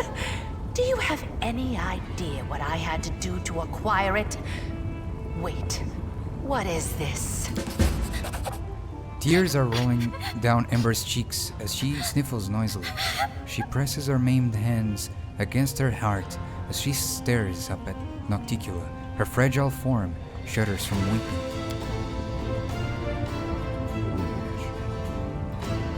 Why is no... Did they end the voice acting here? Why? Arillo wrinkles her nose in disdain.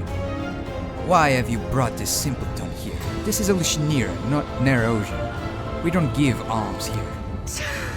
I can't stand these noises. Maybe they Do you were think you're the first to try to move me with a display of tears? It only makes me angry. If you wish to speak, then wipe your nose and speak clearly. I know what you had to do to others and to yourself. I'm so sorry. So sorry. If only I could ease your pain somehow. Calm your sorrows.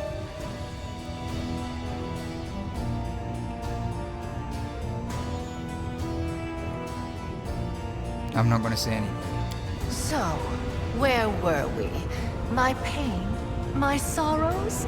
What nonsense are you talking? Don't tell me you pity me. I'm so sorry. You're the most miserable soul I've ever seen. I've seen people burned alive. People being devoured by monsters. People burying their children. They were in pain. So much pain. But I've never seen anyone in as much pain as you. What is this saccharine drivel? What do you even know of me, Nat? I've seen your city. You were the one who built it. It is the way you wanted it to be. It holds all of your dreams, all of your heart, and everyone in this city is suffering. Everywhere, all the time, every minute. All who live here are hurting and scared. If these are its citizens, How miserable must its ruler feel? And this is what you brought her to me for. You think this infantile sniveling is worthy of my attention?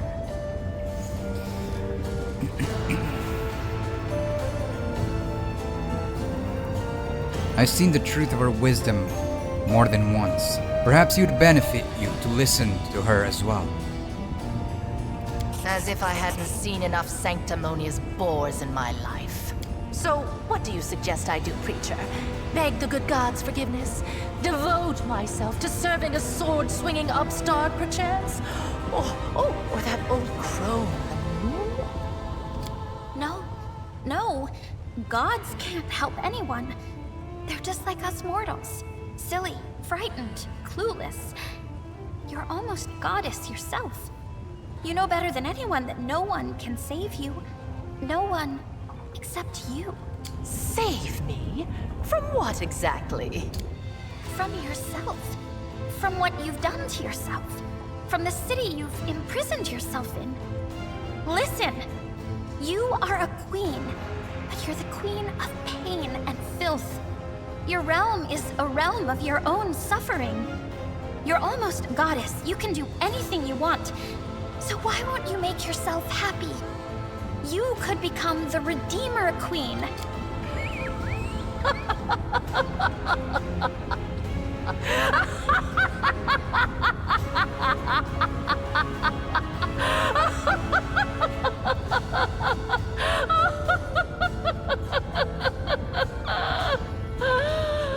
Oh, the Redeemer Queen! That's new. Never in all my years have I heard anything like that. Well, child, enough joking. Get out of my sight, or I'm afraid I might decide to keep you here forever as my fool. Do you think she took my words to heart? Probably. That would be great. I told you to get out! I don't want to hear your squeaky voice again! Alright.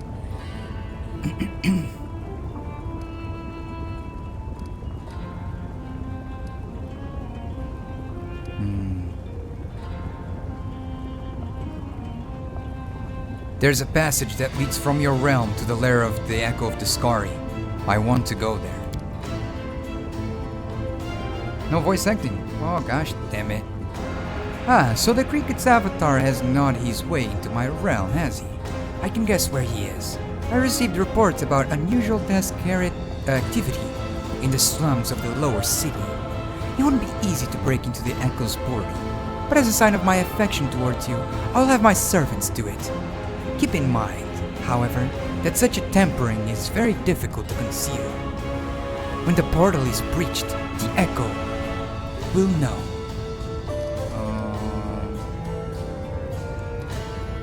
Let's see.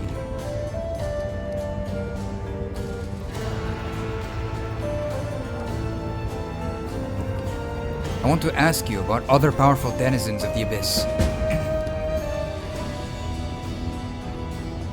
Pay a surprise visit to the Echo of the Skari? Yeah, I didn't know how to do that. Your Nocticool is so... Oh no, not at all. I'm just a dude, right? So it's not like I can do the female voice thingy. Are you interested in one of my servants? Or do you wish for me to tell you something about your enemies?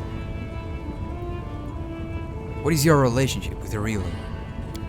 She works for me, isn't it obvious? Lady Vorlish is very talented. She may be the most brilliant and capable mind ever to come from your plane. And the guile she used to betray one Demon Lord Master after another impressed me so much that I offered her the position of my advisor on matters of magic. Naturally, the esteemed Lord Goat and Lord Goat? What? And Lord Locust don't know a thing about the betrayal of their faithful lackey, Lady Vorlish. I plan to keep it a secret for a while longer. Betrayal is too strong a word. I opened the pass to Golarion for those two, and I told them how to extract power from Nahindra crystals. That will suffice.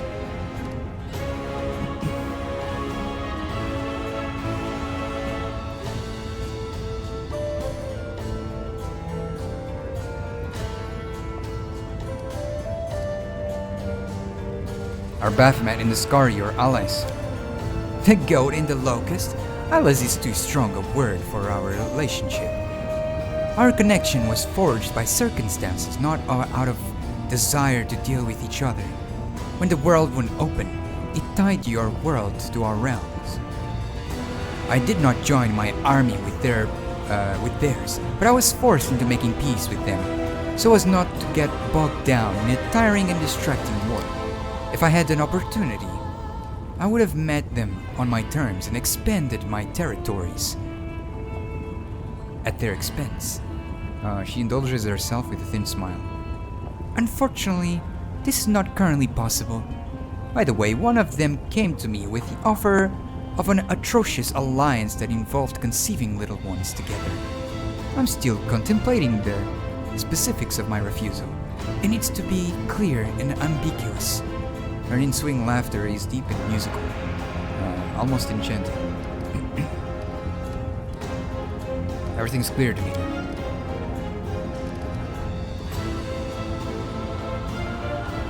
Did Arilu really create me? She has certainly had a hand in your present state of existence. Lady Vorlesh designed the Worldwound, a magical phenomenon of unfathomable power. To seal it, we required a key that was just as strong and unique.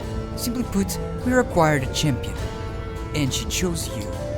Both your powers and that wound on your chest were the result of her experiments. When she infused your soul with the essence of the abyss, of course, you remembered none of that. Everything was done in secret. Even the power granted to you was purified, to the extent that it was possible, so that you would not guess its source ahead of time.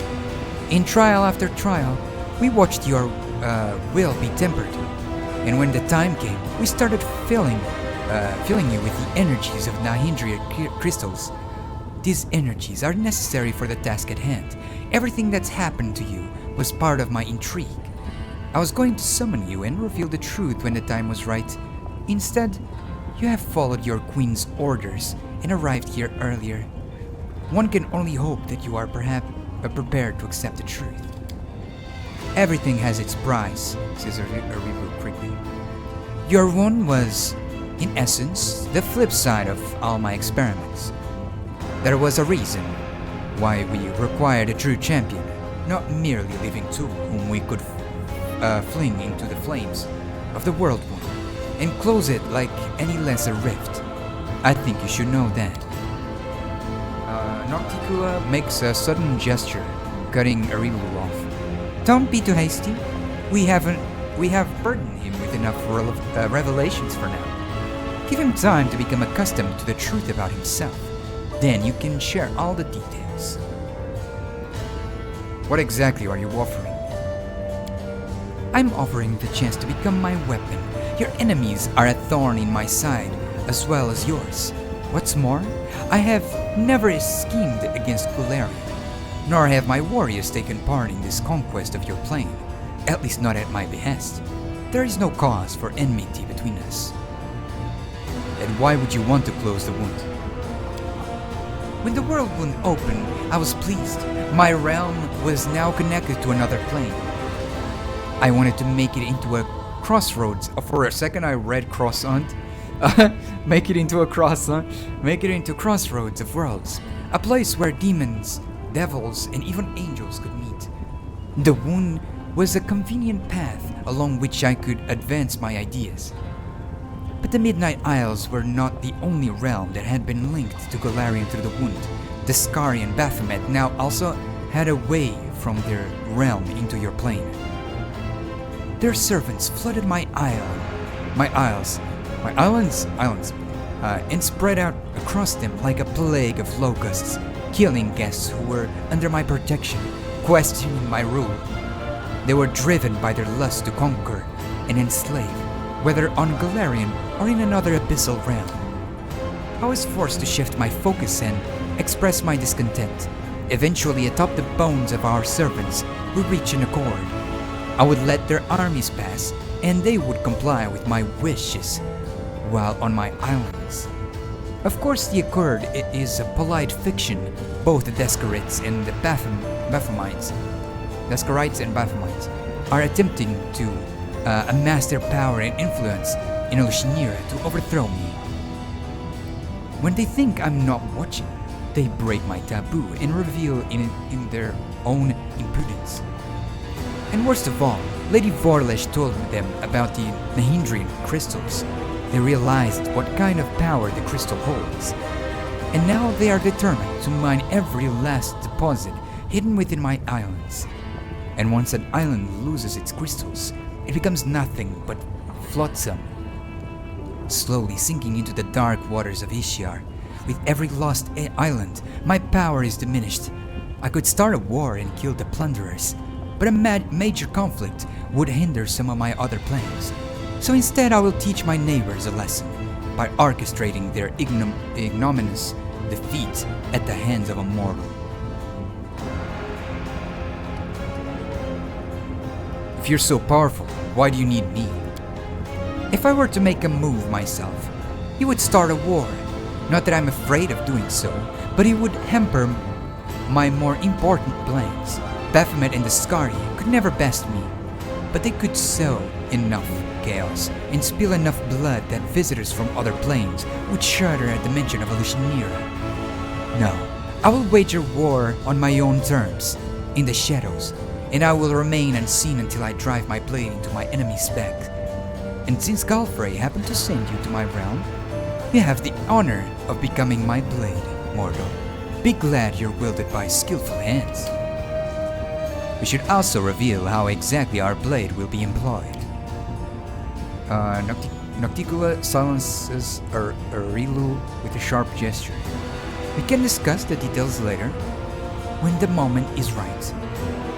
Now is not the time for idle conversation.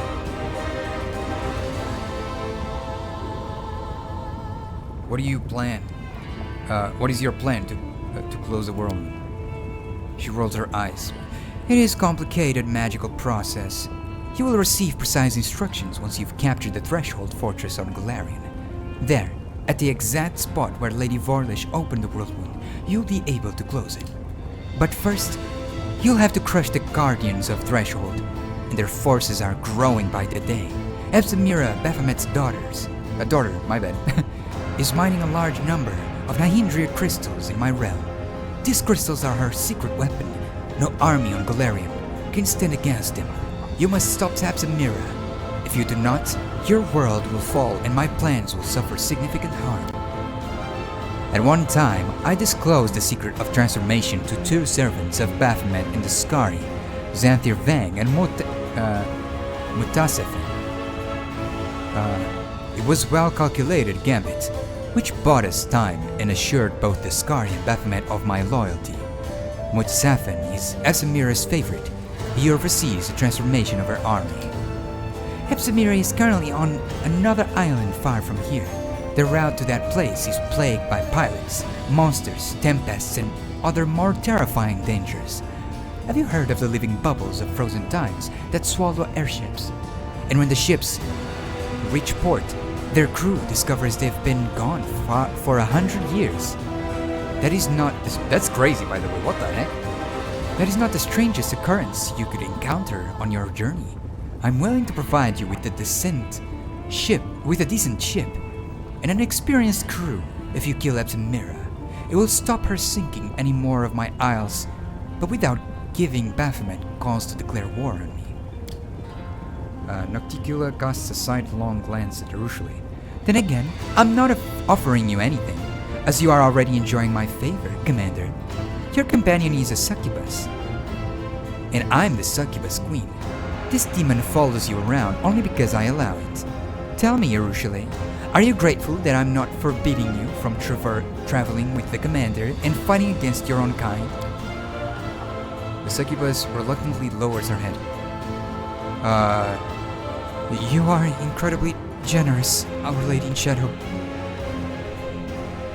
Why is it so important to kill Epsamira? The Skari and Baphomet won't just stand there and watch you close the Worldwound. They'll send their armies after you, so you will need an army of your own. And that is something the Crusaders won't have for long. Epsamira is mining more and more Nahindran crystals to empower her forces. When she attacks Golarion, If you don't stop her, the Crusaders' resistance will be crushed, and the ranks of demons pouring through the Worldwound into your world will multiply 100-fold. You were sent here to cut off the demon's army supplies of Nahindra crystals, weren't you? Well, that's exactly what you were going to accomplish.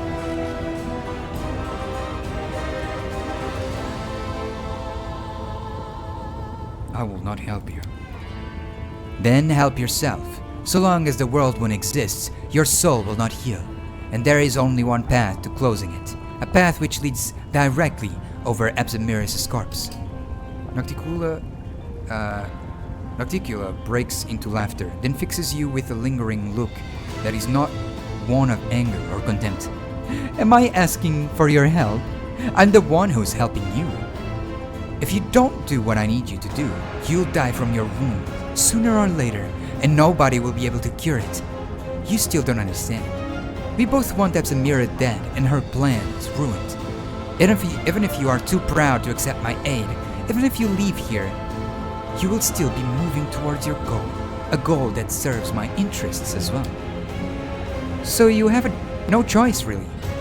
You cannot swim all the way to the other end of my realm, where your enemy awaits. I'm offering to help you, and demanding nothing in return. There is no reason to quarrel and sling hurtful words at one another. You wouldn't want to hurt my feelings, would you? She smiles. Her smile turns predatory. No, I will not serve you. Bloodthirsty rage flashes across her face, but she immediately regains her composure, shrugging in a show of indifference. As you wish. You will still serve my plans and thwart to Evzamira. If you don't want to sail to Kolipfir on my ship, that's fine. Get your own. Swim there yourself if it pleases you. And then, once Baphomet's daughter is dead, you will try to close the Worldwound. You will have no choice but to try, given your condition, which means I stand to win either way.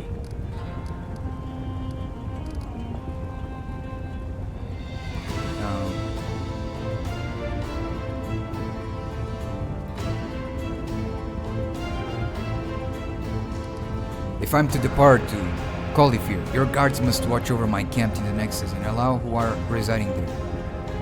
And all who are residing there. I don't know, man. I don't think you can make deals with these people. I still have some business to take care of. Even in Lushinir. Arilu, you are no longer needed here. As you wish.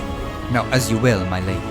She vanishes, but you notice the look in her eyes, pensive and appraising. Nocticula casts a piercing glance at the spot where Arilu was, but a moment ago, then stops you with a commanding gesture. There is one more thing we must discuss. The Lexicon of Paradox. Lady Vorlesh's magical treatise that contains many secrets of the world. You and my servants, Lady Vorlesh, were just talking about the Lexicon of Paradox. For many years, it has remained split in half, harmless. But what was once divided can be made whole again. Who knows what power the book could impart to its owner? What if they expand the Worldwound even further, or connect it to other planes? Not a chance. The Lexicon of Paradox has caused more than enough trouble already. You already possess the first half of the book. Find the other one and bring them both to me. I will reward you handsomely. Given the book into my keeping, will also protect Golarion from suffering a second Worldwound disaster. The Lexicon of Paradox will be much safer under my watchful eye than in your travel bags. Wouldn't you agree? Why do you need the book? One Worldwound alone has been enough of a nuisance for me. I want to ensure that some future mage living through this book doesn't link my realm to another plane. I'll consider your offer. The reward will not disappoint you, I promise. This dangerous knowledge ought to be locked up securely. I won't keep you any longer. You've taken a liking to my city, I see. Well then, savor it to the fullest, and then come back to truly important business. Nocticula's lips apart in a smile that is both predatory and alluring. Okay. There is a ship we can use. There is a pirate here in the abyss that we can talk to, right? She was at the... I wonder if it's still possible for us to... That way, we don't need to be in debt with... What's her name? Oh my gosh. Nocticula? And we can just go it our own way. So I'm gonna try and talk with her and see if she can bring us there.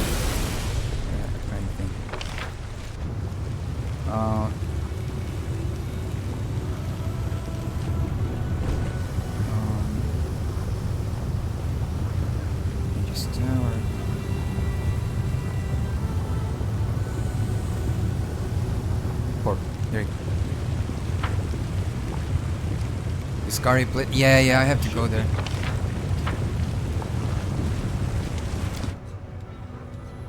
Let me go to the Nexus first. I need to talk with the Hand of the Inheritor as well. Because he kind of just went away.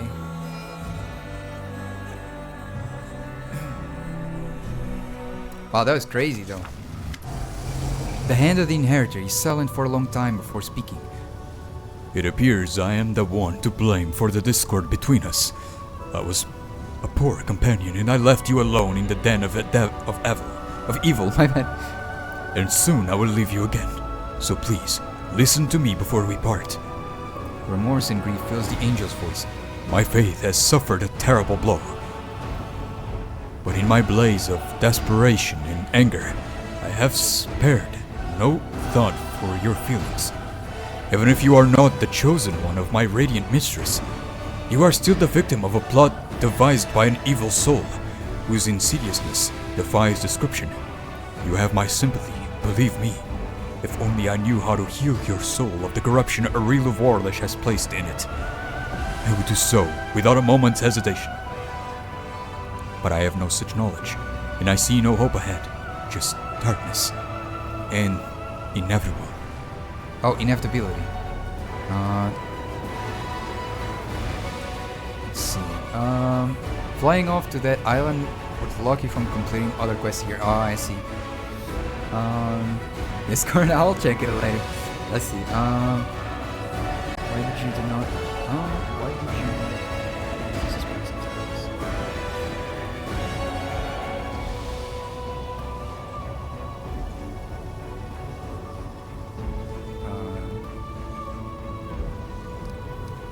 I feel shocked and confused myself. The angel makes a gesture as if wanting to put his hand on your shoulder, but at the last moment he draws back. Stay strong, and do not let evil possess you. Grief grows in his voice, accompanied by a bewilderment. Listen, Nagi. I have already told you that I trust you in your good intentions, and I believe you were used against your will. But it is also true that you are a weapon forged by the same hands that mutilated the world with the Worldwound. And no matter what intentions Arilu and her patrons are hiding, they cannot be good. Therefore, no matter how difficult it is for me to say it, you cannot return to the Crusaders and fight alongside the righteous. And I am not prepared to support you in any other endeavor. Any course of action you choose could prove to be a secret plan orchestrated by Arilu and the Demon Lords. I would be glad to heal you, but I can't. I would be happy to bring retribution to Arilu and the Lady in Shadow for what they've done. But it is not within my power. I am helpless here. But I cannot just sit around doing nothing. I'm leaving. I'm going to hunt down the Echo of the Skari. Then at least one righteous thing will have been accomplished in the Abyss. Forgive me. The angel falls silent. His words sound desperate, as if he does not truly believe in the success of his mission and is seeking your forgiveness now because he knows there will not be another chance.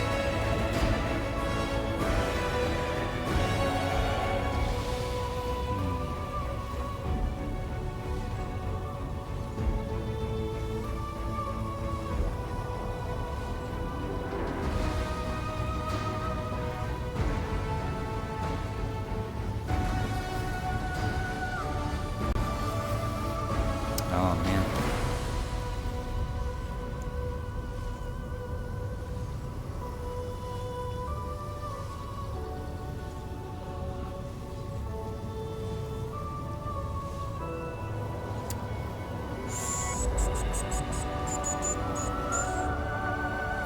I mean, both technically are saying the same thing here, but I want to see which one I would actually choose. I think I would have feel a little bit hurt, not gonna lie though. So I think I'm going with the first one, even though the second one feels like,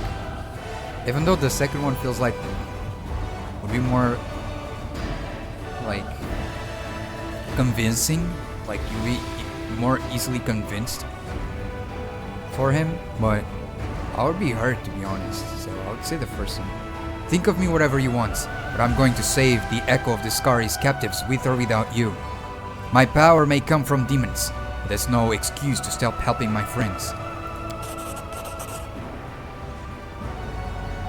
The angel looks ashamed. How bitter it is. You, whom I accused of being an involuntary accomplice to dark powers, reminds me of our friends in distress. You're right. We must complete our mission first. And we can address all other issues later. No, you won't go alone. I will support you. At least in this mission. I'll go to the Echo's lair with you. Just lead the way. Ah, he's not leaving. Nice. Nice. Nice. Right. My lord, this is crazy. But let me level up everyone actually first. We're still in Angel. Okay. Sword of Holy Damage. Angels are still on our side? Yes. Okay, let's see. I'm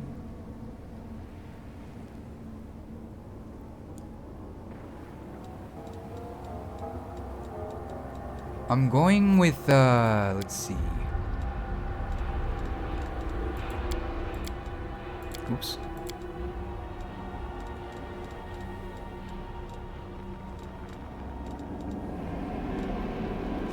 Moving while mounted no longer provokes attack of opportunity for you or your mount.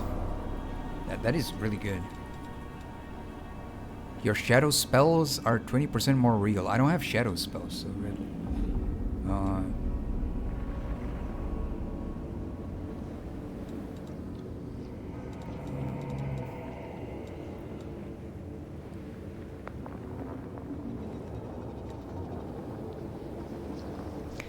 You are a beacon of hope for your comrades, and they perform better near you.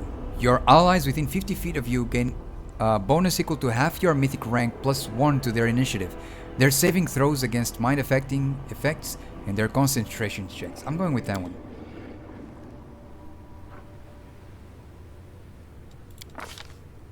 Alright. Improved Sword of Heaven.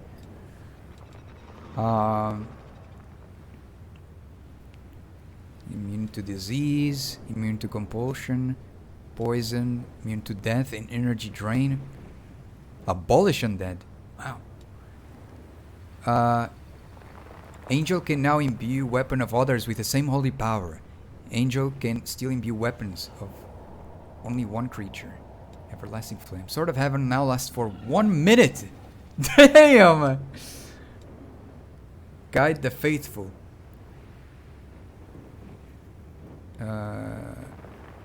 Ooh, this one is great as well.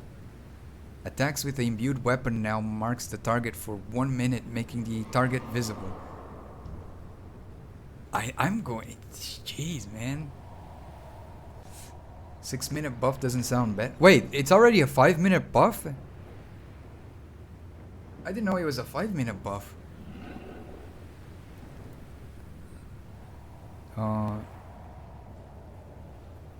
Oh no, I get it.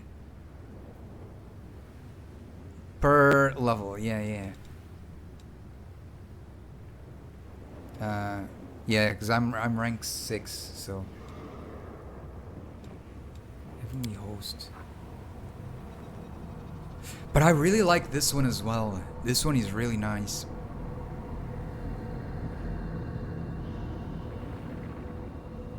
I'm going with this one though. No, but like if I use this on an ally, I do not get it, right? Because it says the angel can only steal. Yeah, only one ally. Yeah, never mind. Everlasting flame. I'm going with that. Oh my gosh, I have so much stuff. Jeez.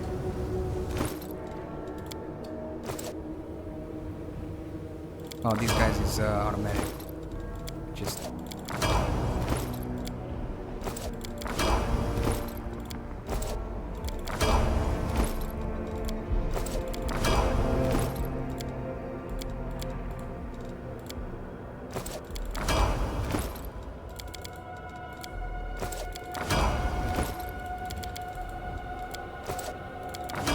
There we go. All right. Save. Spells galore.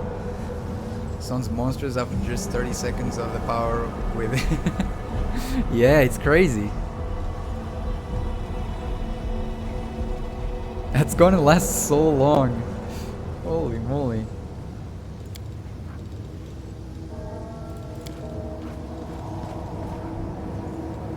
The other one is a passive, right? The one of like inspiring allies, that's a passive, right? I don't need to activate anything. Assume. Yeah, nice. That's good.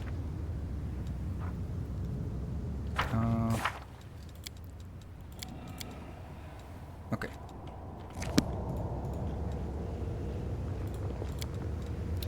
Bonk, bonk, bonk.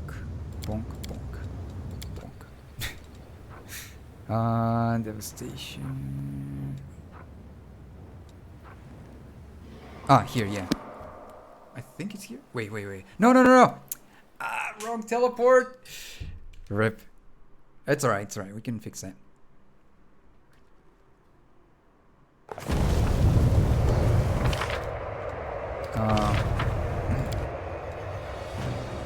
Walking on corpses. What is that? Oh, I see. Yeah, let's go first here.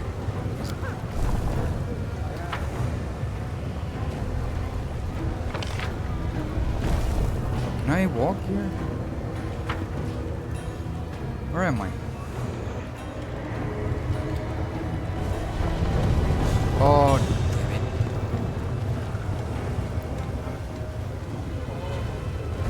Completely forgot about this.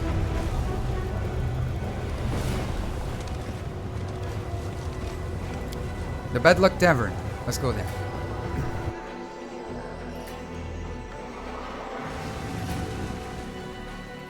I'll go ahead.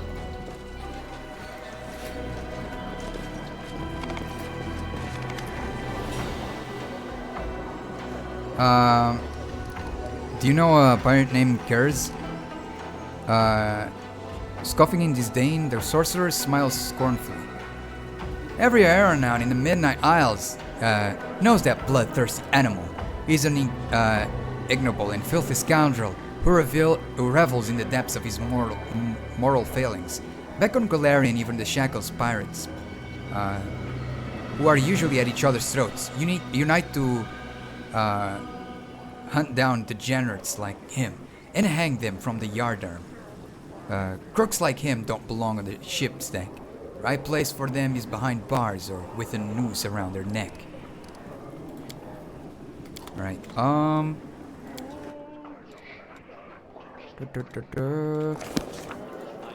Outside.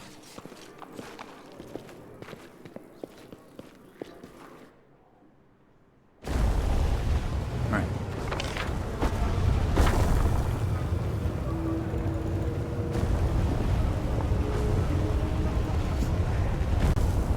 Alright, here we are.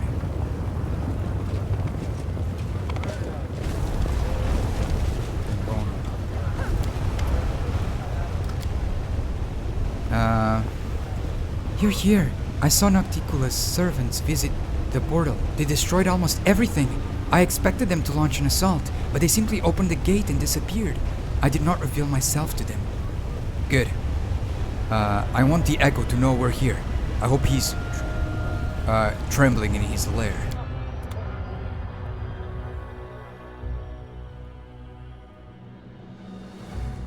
There we go.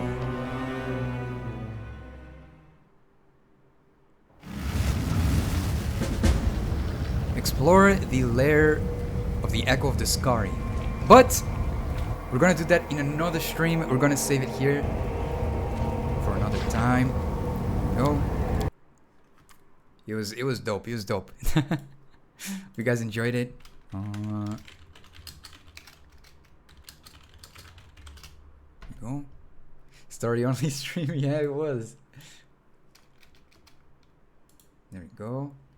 Alrighty. Alright, everyone. Hopefully, all you guys will have a wonderful rest of your day. Well, or night, wherever you guys are. Take care of yourselves. Don't push yourselves out there. See you guys tomorrow with Dark Souls 3. Continuing our playthrough. Right from where we left off. And, yeah, can't wait for it. So yeah, be well, everyone. I wish you guys the best. And thank you so much, guys, for spending your precious time here on this stream. I appreciate it a lot. Thank you so much. It means a lot to me. Even those, like I usually say, even those that usually go, you know, and lurk around on the channel, I'm very grateful. So thank you so much, everyone. All right, take care of yourselves. Bye bye. Bye bye.